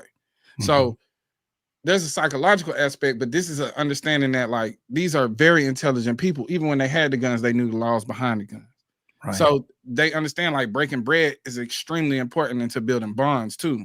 Like I'm eating with you, like, fuck it, like I ain't gonna get you drunk. I'm gonna put something on your belly. Like that's more real than anything else. That'll build a bond, that'll strengthen a bond. And then you have them coming every day, whether it be 5 or 7 days a week, there's a familiarity. This is community. You understand what I'm saying? Like, so I think the idea behind that is like, nah, that's what we supposed to do. So let's steal that program. We're gonna steal that WIC. We're gonna make sure we start putting breakfast in the school. They steal the program.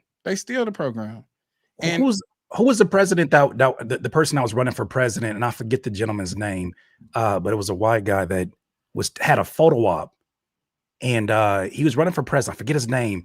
And one of his initiatives was how in his state he had a free breakfast program. And I just looked at that shit, and that shit just it got me, like, it had me hot. Does that sound familiar at all? It do.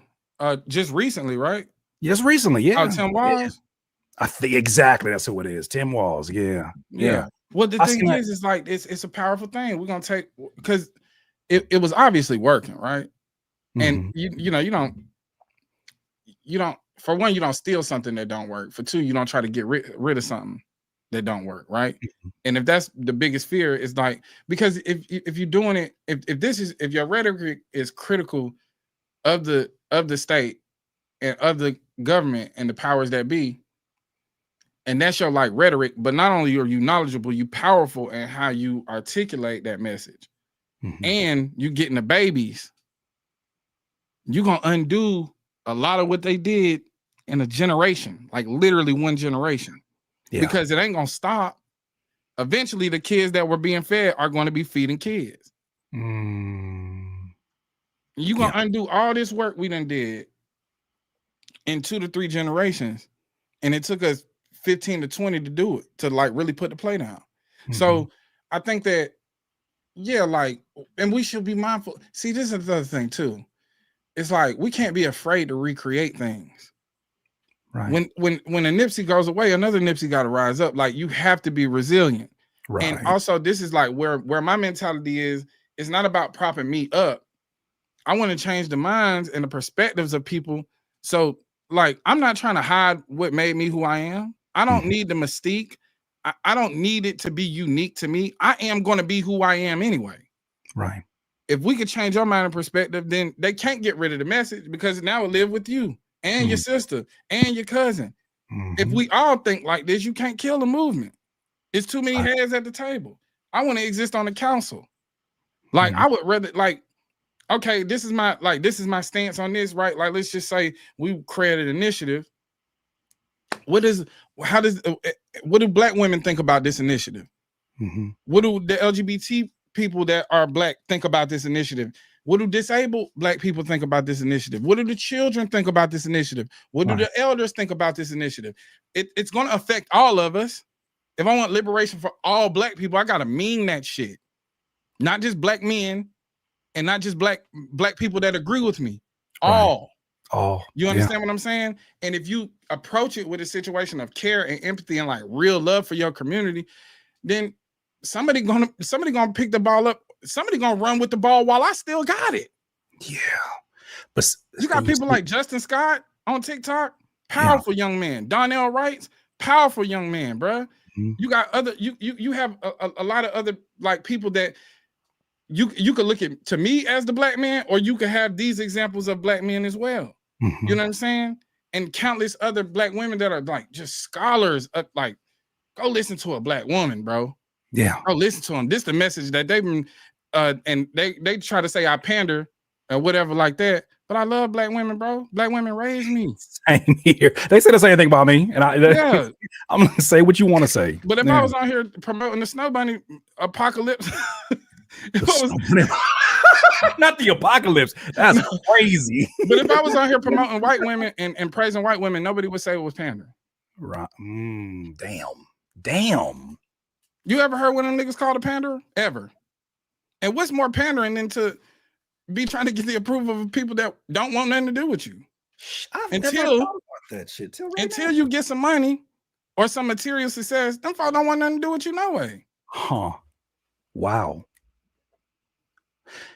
Well, since we, damn, and you gotta relax. You have to relax. What we look like on time on your end, by the way? 5. Nah, I got like another 10, 15. Okay. Well, let me make sure that I bring all of these home, man. All right. Well, you said that I met you in the midst of the battle and everything that was going on. And obviously, I reacted to content that you had. We came back again once we did this. Justice for Ja Rule. I'm gonna keep saying justice for Ja Rule because he went Justice for Ja. He went a very different way, and he got his back kicked in, even though he gave a whole album full of diss songs to 50 Cent in response. Very different route than what I call Drakarian took as he's stepping into his soft era right now. What are your thoughts? The streaming era? His what? Oh, you talking about Drake the streamer? I had to think about. I thought you were talking about music streaming. You talking about? Oh, he's a streamer now. Somebody gonna have to tell the truth. Damn, man, it's a streamer. The size 7 foot got some power. Kicked your ass right out of hip hop. Yeah, that same old drive. That size 7 got your ass over here streaming and doing pre-written ads for gambling companies. What the hell? I want to ask you this from a bigger lens because, like I said, I know I appreciate your time. I'll never be with a little bit of nigga like First of all, I never will ever have an issue with somebody that is an ambivert, and that when he's out, you know he's very comfortable in his skin, but at the same time, he don't be into the same shit that you do. Playing internet games and doing the things that he did. There's so many things that in retrospect, because we're starting to get back to the 1 year anniversary. 419, I think today is the day actually that J. Cole dropped his 7-minute drill. And then the 19th is when push-ups finally came to streaming. So that's the date we're gonna start reacting. Oh yeah, so we're approaching the anniversary of a lot of this shit. Yes, anniversary content. They thought we was done. Shit. Yeah. No, we're gonna run that back. Now let's hear from Ja Rule. What do you think about this, Ja Rule? How the hell does that happen? Especially going the route that Kendrick goes in this climate. And this is why I value your perspective so much. How does that happen in this climate where, you know, when we came up, and I know we got a little bit of an age difference, we came up, Hit 'Em Up was probably the most, to me, one of the most savage diss songs. Ether, you know, even when you're talking about when Super Ugly was like, damn, you going too far. When that's been a tradition in hip hop to like, you go low, I go to hell, as you guys said earlier today on the podcast. How does someone like a Kendrick step into this environment and he's able to get off things like a prayer before going into war, and then get off a Meet the Grams that's like family matters? That's cute. Let's talk about family. Let's actually have a eulogy right now. Even to this theory that I have that after all of this shit went down, Drake had an opportunity to respond to Not Like Us after an obvious L and say, you know what? Y'all having fun right now, but let me defend my folks. We ain't none of that stuff that you said we was. He defended himself. And then what does Kendrick do with The Heart Part 6? He tells amazing stories about the people around him and his crew. He shows you how to go to bat for your team, something that he wasn't able to do because he was too embarrassed. How does he get off something like this in this time period? And what do you think that says about really the evolution and the state of where we at as a people? I think that he really proved that less is more, right? Like, go look at his Twitter. All he did was put like, and the thing is like who he is, how he approached it, what his mission was. He put it all in the music. But we used to niggas putting shit in the music and then putting the extras on it, putting the details on it, doing the back and forth, doing the memes. I'm gonna press the red button. No, nigga was like, I'm not finna threaten nobody. I'm finna do this shit. And I'm not only gonna do it consistently, I'm gonna do it the best and from a perspective of a master of this craft. Like, that's like, even when he accepted his award, what did he say? Respect the craft. Yeah. It cuts through everything. Real love, like real love for what you do, real love for your, you know, like your culture, it's gonna cut through all that. But what it does is like, it puts a mirror up to us. Like, y'all see what y'all been supporting this whole time, but it also put a mirror up to him. Like, what you gonna do? Like, it's on you now. It's me and you in front of the world.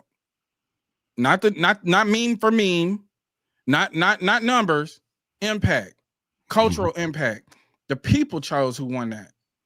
The bots couldn't keep up with the people. Like, it didn't matter. And the thing is like, I think it was a reminder of like, bro, this our shit. Like, look at the ways he done played in your face. Yeah. Homie still running around calling us some slaves. Like, What's up with, think about that. Think about that activating your mind. Like, nah, bro, like you sitting here and I always say it was culture versus commerce. Mm-hmm. And he drew a clear line, like, bro, this ain't real, bro. This is bought and paid for. Like, this ain't you. This don't represent you. This motherfucker not like us. Right, literally. Remember who the fuck you are. Yeah. Like, I'm doing this shit for y'all, but it's like also too, like I said earlier, results matter. All he did was drop. Mm-hmm. And he like, back to back. I like that record. I'm gonna get back to that for the record. I'm not gonna talk about it again. I'm gonna drop another record. I'm on your motherfucking head, bro. I'm not playing with you, bro. Like, I'm not playing with you. We're gonna keep. I told you to keep it rap, my nigga. Yeah, and he knew he was gonna violate. He knew he was gonna violate because it's just like somebody like a DJ Academics, for example. They talk crazy behind these, like they talk crazy. But nobody with no real respect for the culture would have stood in front of Kanye while he had on that Clan outfit. No, hell no. We in that shit and nobody like, and no matter how much he pined for Drake attention, Drake don't never go sit down with him.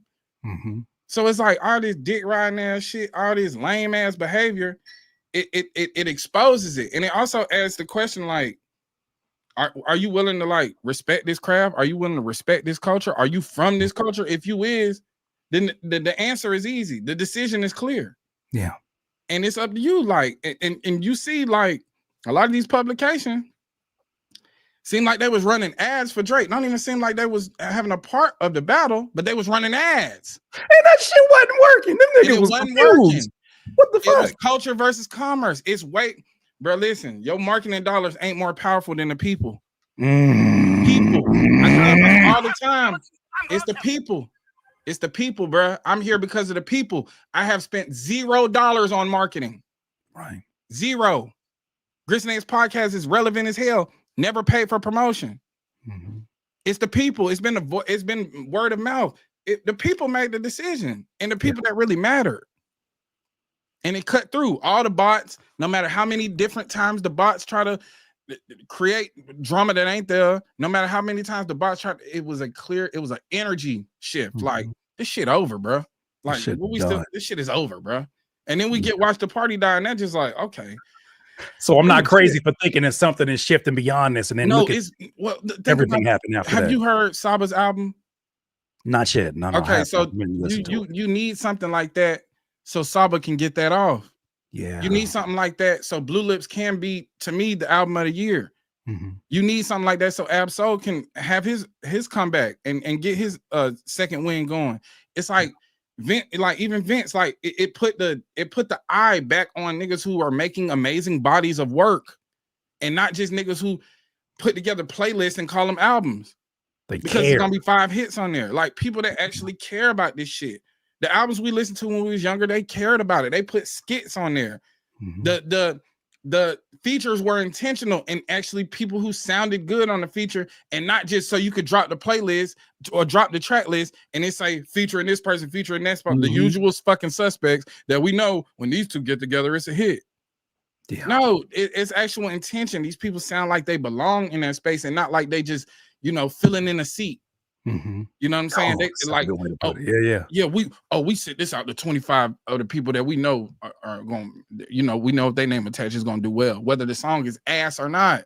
Mm-hmm. There's a lot of people, your favorite rapper, get on a feature just to get on there and that shit be ass. They don't like the music themselves. They don't even like it. They're just doing it for a bag. Well, I know we're getting down to wind down. I got one last question for you, if you don't mind. This might be a very, very quick one. Yeah. Your podcast, bro, I got a lot of catching up to do. I love what y'all do over there. But I got a quick question. If you could invite 3 historical Black figures, dead or alive, to a Grits and Eggs brunch, or even, Grits and Eggs podcast, who's pulling up and what are you talking about? Fred Hampton, Dr. Francis Cress Wilson, and probably Tupac. Like, just add that in, and you know what we finna talk about.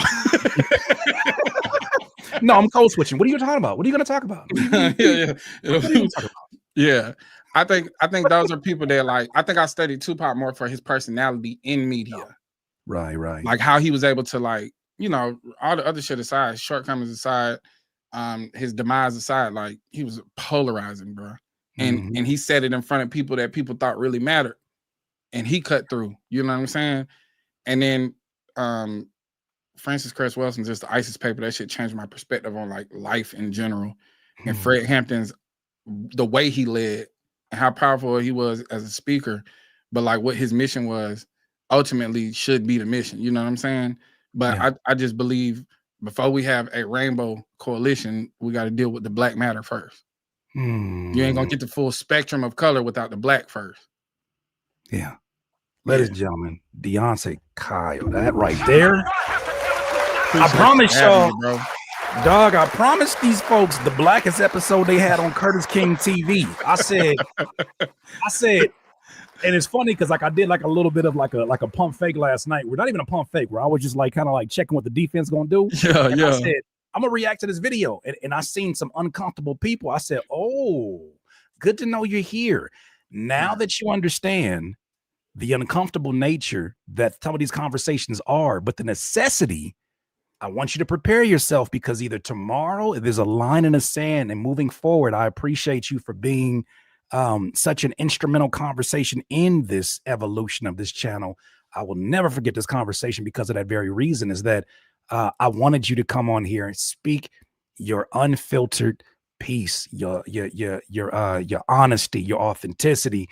Because I said, if there's anything that was said today that offends you so much that you clutch your pearls and want to unsubscribe, we never were on the same page. Yeah, facts. Yeah, please go do that. Yeah, please stop leave. wasting your time with me, because I ain't never hogtied nobody. Man, I appreciate you for having me on here, bro. Like, for real, like just sharing your platform with me, for all your support, for your kind words, bro. And if you ever in Atlanta, you let me know. And you know, they're gonna see you on the couch next, because we got to get into that Curtis King story, and we got to talk about Curtis King get back in the booth. We ain't talking about it, but I heard you. I heard you. Come on, man. I'll never leave. I just be like, I'll be sitting here. First of all, don't let the Fred Hampton, not Fred Hampton, don't let the Frank Lucas of Patreon get away with anything right now while he over here trying to be modest. He the Frank Lucas of Patreon. I heard that this one. I had me crying. Nah, man, you know what it is? It's really quick. It's a balance between, or excuse me, not balance. Balance is the wrong word. It's a harmony between understanding my responsibilities as a father, as a husband, and recognizing that right now God is saying, look, follow this route with me. Follow this route, and I promise you it's going to bring you in front of conversations that music alone will not. Absolutely, bro. That's a humbling thing. I had to. Same thing happened to me though. I wanted to be a rapper too. Oh wow! But guess what? Conversation. That wasn't the path that was meant for me. Maybe I have more to offer, and not to say that they don't offer a lot, but it's just different when you in the media space and you using your voice to amplify certain messages and shit like that, and you do it amazingly, bro. You spotlighted a lot of things and things that have inspired me over the last 6 to 8 months, or over the course of the last year, since everything popped off. But I would say since I've been following you too, just like your perspective is an important one, bro. And it's a reason why you got this following, and it's a reason why people tune in, like CNN, to come over here to see what Curtis King talking about. So I appreciate you. And like I said, if you ever in Atlanta, the door's open, so we can get into the Curtis King story too. Yeah. Hey, April, May. I'm gonna be out there in May, and I'm gonna get with you on that one, because I told my guys Stolen Drums, I gotta go see Controller Rise in person. So yeah, it's gonna be a few conversations. I'll be honored to come down there and sit down with you. So man, they're asking for a part 2. I would love to make sure that happens. Let's see if that's gonna happen on the podcast. Man, one more time. I got all your stuff in here, man. Have an amazing one. I'm gonna sit with these folks and go through some of these super chats and thank them. But man, we salute you. And anything that this channel can get behind, anything that you need us to amplify, please don't even hesitate to shoot me a text message and we'll make it happen. All right. For sure. And if you is in the Atlanta area, you are a listener, we do have a meet and greet at the Grits and Eggs Breakfast Kitchen on Memorial Day, May 26th. And if you're not already following the Grits and Eggs podcast on YouTube, go ahead over there and subscribe and come get the business real quick. Shout out to you, Curtis King, bro. We appreciate you too, bro. Shout out to you, bro. We'll holler at you soon. Bro. Holla at you. All right, brother. One more time, Deante Kyle, ladies and gentlemen. Oh, that was good. That was good. That was good. Wasn't that good? Wasn't that good? Let me just say something also, too. I had a conversation with a good friend of mine that is watching me evolve in real time, okay? And I'm not going to always get it right, okay? I'm not going to always get it right. There's going to be some things that I'll look back a year from now and recognize how rocky of a takeoff this transition is for my channel. And, you know, sometimes I can get so into my own brain that I forget how things are being perceived on the other end. All I'm saying is have patience with me. I'm not a know-it-all. I'm getting to know this space. I told Torre earlier, I was like, as much as we're having a debate about a topic, I'm sitting here and I'm learning from one of the best to ever do it. So I haven't been PR trained. I'm not media trained. I just have been a guy that's been in front of the cameras for a long time. So it's a little speed bumps is gonna happen because you are dealing with a real human being, first of all. And so yeah, I appreciate all the wisdom and love that comes through on this phone at times. And she knows who she is, and I appreciate you for doing that. With that said, let's get to some of these super chats. Was that a great conversation or what? Roz Lilly, thank you so much for becoming a new member. My guy, y'all got fame. Come on now, DIY RR, absolutely, absolutely. By the way, too, after I get a little food, I'm gonna come back. We're gonna do a reaction, 1 year reaction to J. Cole's 7-minute drill. I just think that it's because why not? Because I just want to piss somebody off today. Lena, thank you so much for becoming a YouTube member. High.3, FBZ is one of the greatest music activists. There it is. Appreciate you being here. Ray Kincaid, 2 Ghosts. Y'all were the first platforms to show me love, and I'm forever grateful. It's because you tight as hell, bro. What are we talking about? Ray Kincaid, you Ray Kincaid, bro. Ain't no charity. Shit, you dope at what you do, and you care, and we care. So, man, love, fam, love. Appreciate that super chat. X, the joke dealer, unrelated but vital info. People from all over the diaspora are at the UN this week discussing reparations for our people here in the US as well as the global African community. Wow, I really had no idea that was happening. Definitely, if you got some resources, don't hesitate to share that. Concept said semantic satiation, woke culture, YN, etc. There it is. Mr. Too Opinionated, thank you for introducing me to this man, Curtis. I'm telling you, like, go watch one episode of the podcast. One of the most recent ones, it's not even gonna matter. It's so infectious.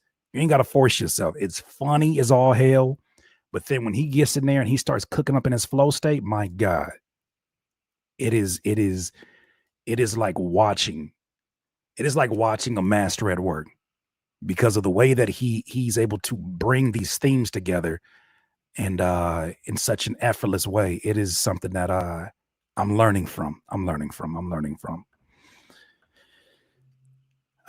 Cam Abraham, I'm the teacher that asked that how to explain hip hop to white parents a few days ago on Rap Latte. You mentioned an interesting book that your dad wrote. Can you share the name? Oh, it's not out yet. My dad is going to come on here for a podcast episode. He already said he's down. I'm pretty sure we'll discuss it when we go to Denver next week. But yeah. So the book is not out. He's still, I believe, talking with publishers about it. But it is a book that explores sort of the language and the double, I guess the racial biases that exist within language of NFL scouts, NFL announcers, NBA announcers, and the way that they talk about certain athletes. For example, they'll talk about, Tom Brady and how smart of a player that he is. And he is a smart player, but they'll hyper focus on his intelligence versus his physicality. And then when they talk about a black athlete, they'll talk about just their physical ability and very little about their actual IQ. When in all actuality, this is a room or an arena full of high IQ players, right? Who just sometimes make better decisions than others. And that double talk is something that never really got called out because it was like, oh my God, people are race baiting, and you know how them folks do. So he wrote a whole book that really jumps through that terminology and gives insights, examples. And he hit me up because like he wanted me to help him with his social media push. And I said, I got you, Pops. But I said, would you be down to do a podcast? And he said, you know what? I think I am. Because my Pops is not the type to be the center of attention like that. He's a professor that does his work. But this is a topic that needs to be talked about because it overlaps, ironically, with what his son is talking about now. Salute to you both. Blessings. Thank you, Vicky Lacey. I appreciate you. TG18 says, I truly appreciate the discussion. Salute. Man, round of applause for all the DIYers and the super chatters right there. That's phenomenal.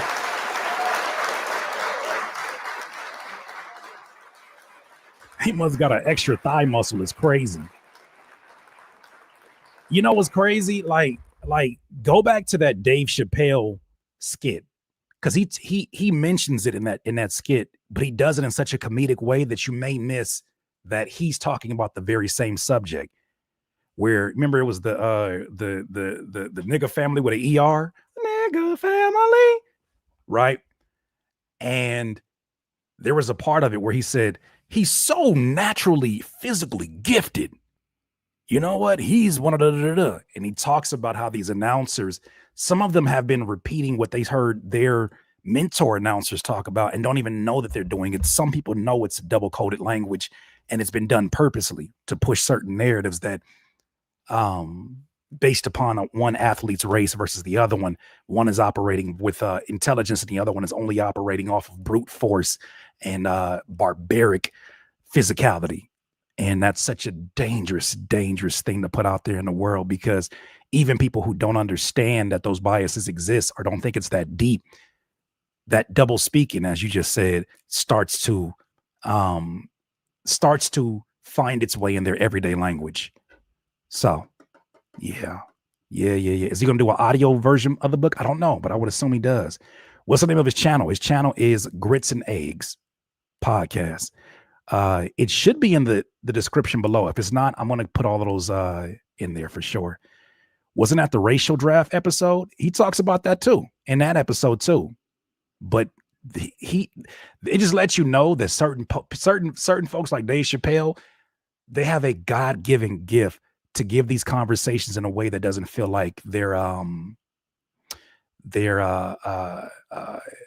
preaching, right? But yeah, you said I've heard announcers make reference to bucks.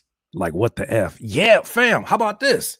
Thank you so much, Afro Butterfly. Round of applause for Afro Butterfly one time.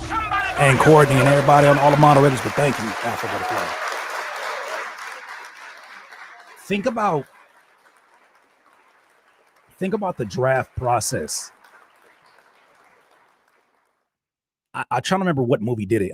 It wasn't Bamboozle, but it was a movie like Bamboozle that wasn't a mainstream movie. But think about how much imagery that a black athlete, and all the athletes go through this, but just think about this imagery for a second. A black athlete shirtless in their boxers, having their reach be measured, having their bodies be examined in a 360 way as people are making bids on whether or not they want to pay them for their physical ability. What does that sound like? Afro Butterfly just said it.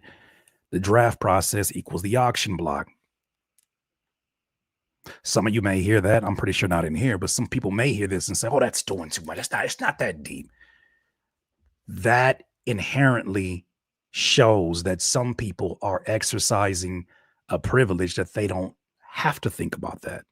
That's to completely negate that is people's experience. That is part of their experience. That is you're showing the privilege by literally saying, oh, you guys, it's not that deep. It is that deep.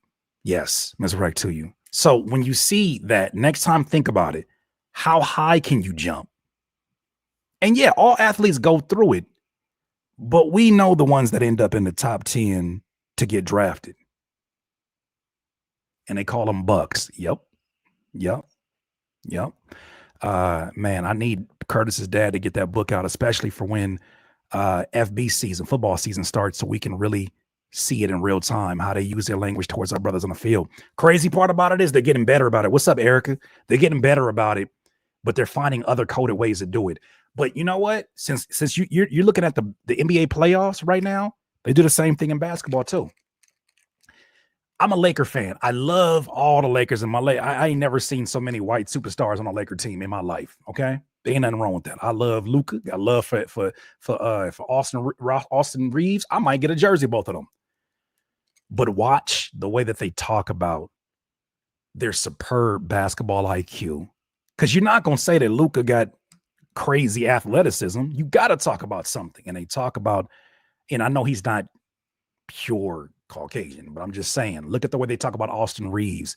And whenever, instead of saying the same thing about a LeBron or you know, who else, a Roy, they'll say things like, he's so crafty.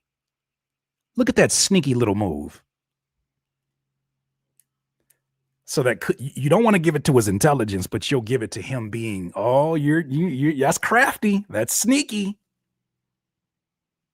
which is very loaded language to describe someone that you could easily say the same thing that you would say about his white counterpart, and that it's literally just an intelligent basketball move. But they'll say everything except for that. Why? Because they know they have a certain power in front of that microphone. So now that's going to get called out. They love saying sneaky. That's a sneaky little play. What? Yeah, they think we dull, but we see them in 7D. On God, we do. That's why, like, man, that conversation with my pops is going to be a full circle moment, because so much of the stuff that I talk about is stuff that he has brought me up on. For y'all to get to meet him, I think it's going to be really, really dope. So looking forward to that. But before that happens, oh yeah, look at this. Imagine this, Erica. Lamar Jackson is athletic and was called lazy by his own coach during his contract negotiations. How does one have the physicality that Lamar Jackson has and still is lazy? Just think about that. Think about how stupid that sounds. How do you have the body, the physical build, the professional athletic build that a Lamar Jackson has, and you're still seen as lazy by certain people? I call cap. Like that, your own argument doesn't even make sense. And I think that those folks who push these narratives are not used to aggressive pushback coming from places as free as YouTube, as free as Instagram, as free, like we literally have access that these narratives have not had access to before, quite like this. Yeah, not the coach negging a professional athlete. That's crazy. When his ass can't even get through a full game of bowling. Somebody gonna have to tell the truth, and I'm Beer gonna belly have an ass, and I ain't body shaming. I'm just saying, you got a whole lot to say about a professional athlete, talking about how lazy he is. And it's like, when it's the white athlete, they're not lazy, they're uninspired. Listen to that next time. That's the terminology. They're not lazy, they're uninspired, unmotivated. A two-time MVP lazy. I wish I could be lazy enough to win. I wish I could be lazy and win awards. How does shit work? Or during the draft workouts, they want him to be a wide receiver because they don't want to give them praise, but the white counterparts do the same thing. They are resting up. Yeah. But once again, there goes another one of those. He's not cheating the fans out of an experience to see him in their city. He's merely resting. He's recovering so that he can save his body for the playoffs.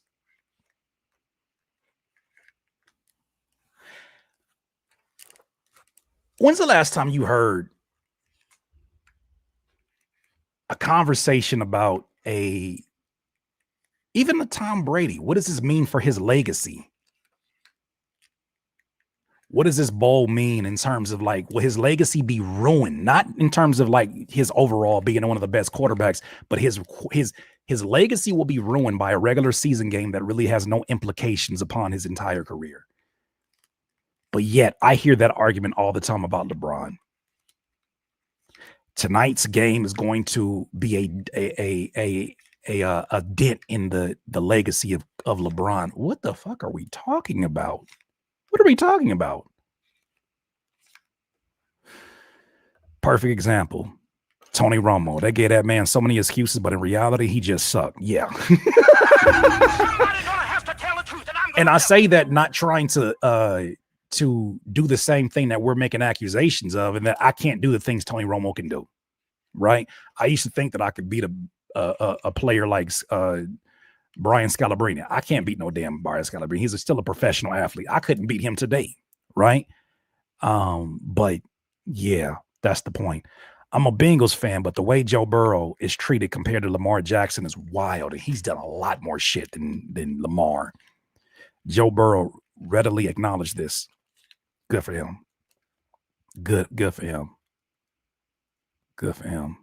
Laces out Romo. That's crazy. After all, just remember remember in the 80s, they thought that quarterbacks was too complex because blacks couldn't grasp the complexity of the playbook. Talk about it. There used to be a time where my pops was like, he wasn't a Houston Oilers fan, but he loved to see a black quarterback get the opportunity to debunk that narrative in Warren Moon.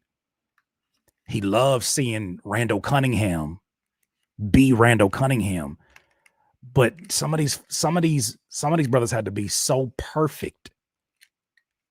And even then they still got ridiculed. They still got, that comes with the sport. It comes with the stage. But boy, oh boy. I put up a tweet the other day because yesterday was the, I think 77th or 70, I think it's the 77th anniversary of the first time that Jackie Robinson stepped on a field as the first black athlete or first black professional baseball player. And when I thought about the amount of, not the movie version, but the amount of vitriol and violent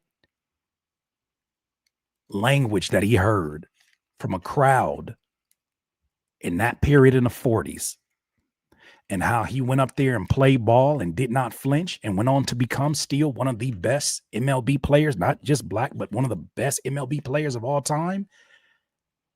It had me thinking different about the way that I view certain things that happen in my life. And I say, you know what? I got nothing to be concerned about. Ain't nothing too big for me to be concerned about. This ain't nothing. Man went up there, didn't flinch. While he got harassed in every restaurant he tried to go into, while he got harassed driving from the game he just won, while he got harassed in the hotels.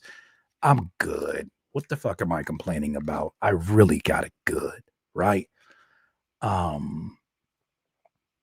Speaking just for me, right? I'm not trying to speak for everybody's experience, but that's speaking just for me. First black man in their league. We had our own league. Yeah, one of my favorite players in the quote unquote Negro leagues was Satchel Paige. I love Satchel Paige's story. I love Satchel Paige. I still want a Satchel Paige jersey. It's one of my favorites coming up. In terms of the stories I heard, I was too young to even know. They're like, damn, you pop off for real. All right, let me go eat some food, and let's circle the block and come back, and let's talk about the 1-year anniversary of the 7-minute drill song, and really see how some of these things have aged as we get into this next. It's going to be funny because we're going to realize this year just how short of a period this entire battle was. Epiphany, what's good with you? Yeah, let's talk about that. But DIYers, thank you so much. One more time, round of applause for you. Make sure you hit the like button. That's just one little ask I have of you. Hit the like button. Where's I gotta go to physical therapy. What time you doing the 7-minute cringe reaction? Pawpaw need about give me like 30 minutes. 30 minutes, 30, 40 minutes, because I got to make the thumbnail too and eat some food. So let's just say an hour. About an hour. I'll be back. My son just got home from school, so I want to say, chill with him for a little bit, talk to my wife, and then we'll be back here again. But we're going to do this shortly after. One more time for Deante Kyle. That was incredible. Good God. Good God. Well, tomorrow's the big day. Tomorrow is the big day. We are talking to this by far the biggest interview I've ever had. He is blessing his platform with a conversation that, man, I'm grateful to have.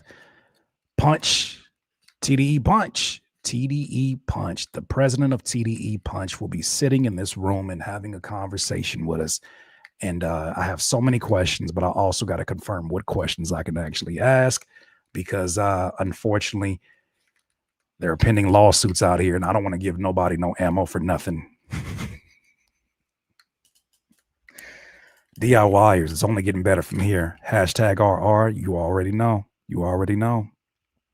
That ain't stopping nothing. All right, well, I'll see y'all. Salute. Have an amazing day if I don't get to see you in a second. DIYers, here we goes. What if Kendrick watches? Man, what if he does? I better be on. I better do my shit then, right?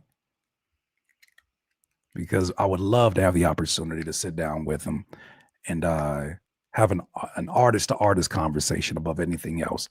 All of the messy shit, we already know what time are they on. That's not about that. That's not what I'm on. So salute, my friends. I will see you here in just a second. Hashtag RR. Let's get to it.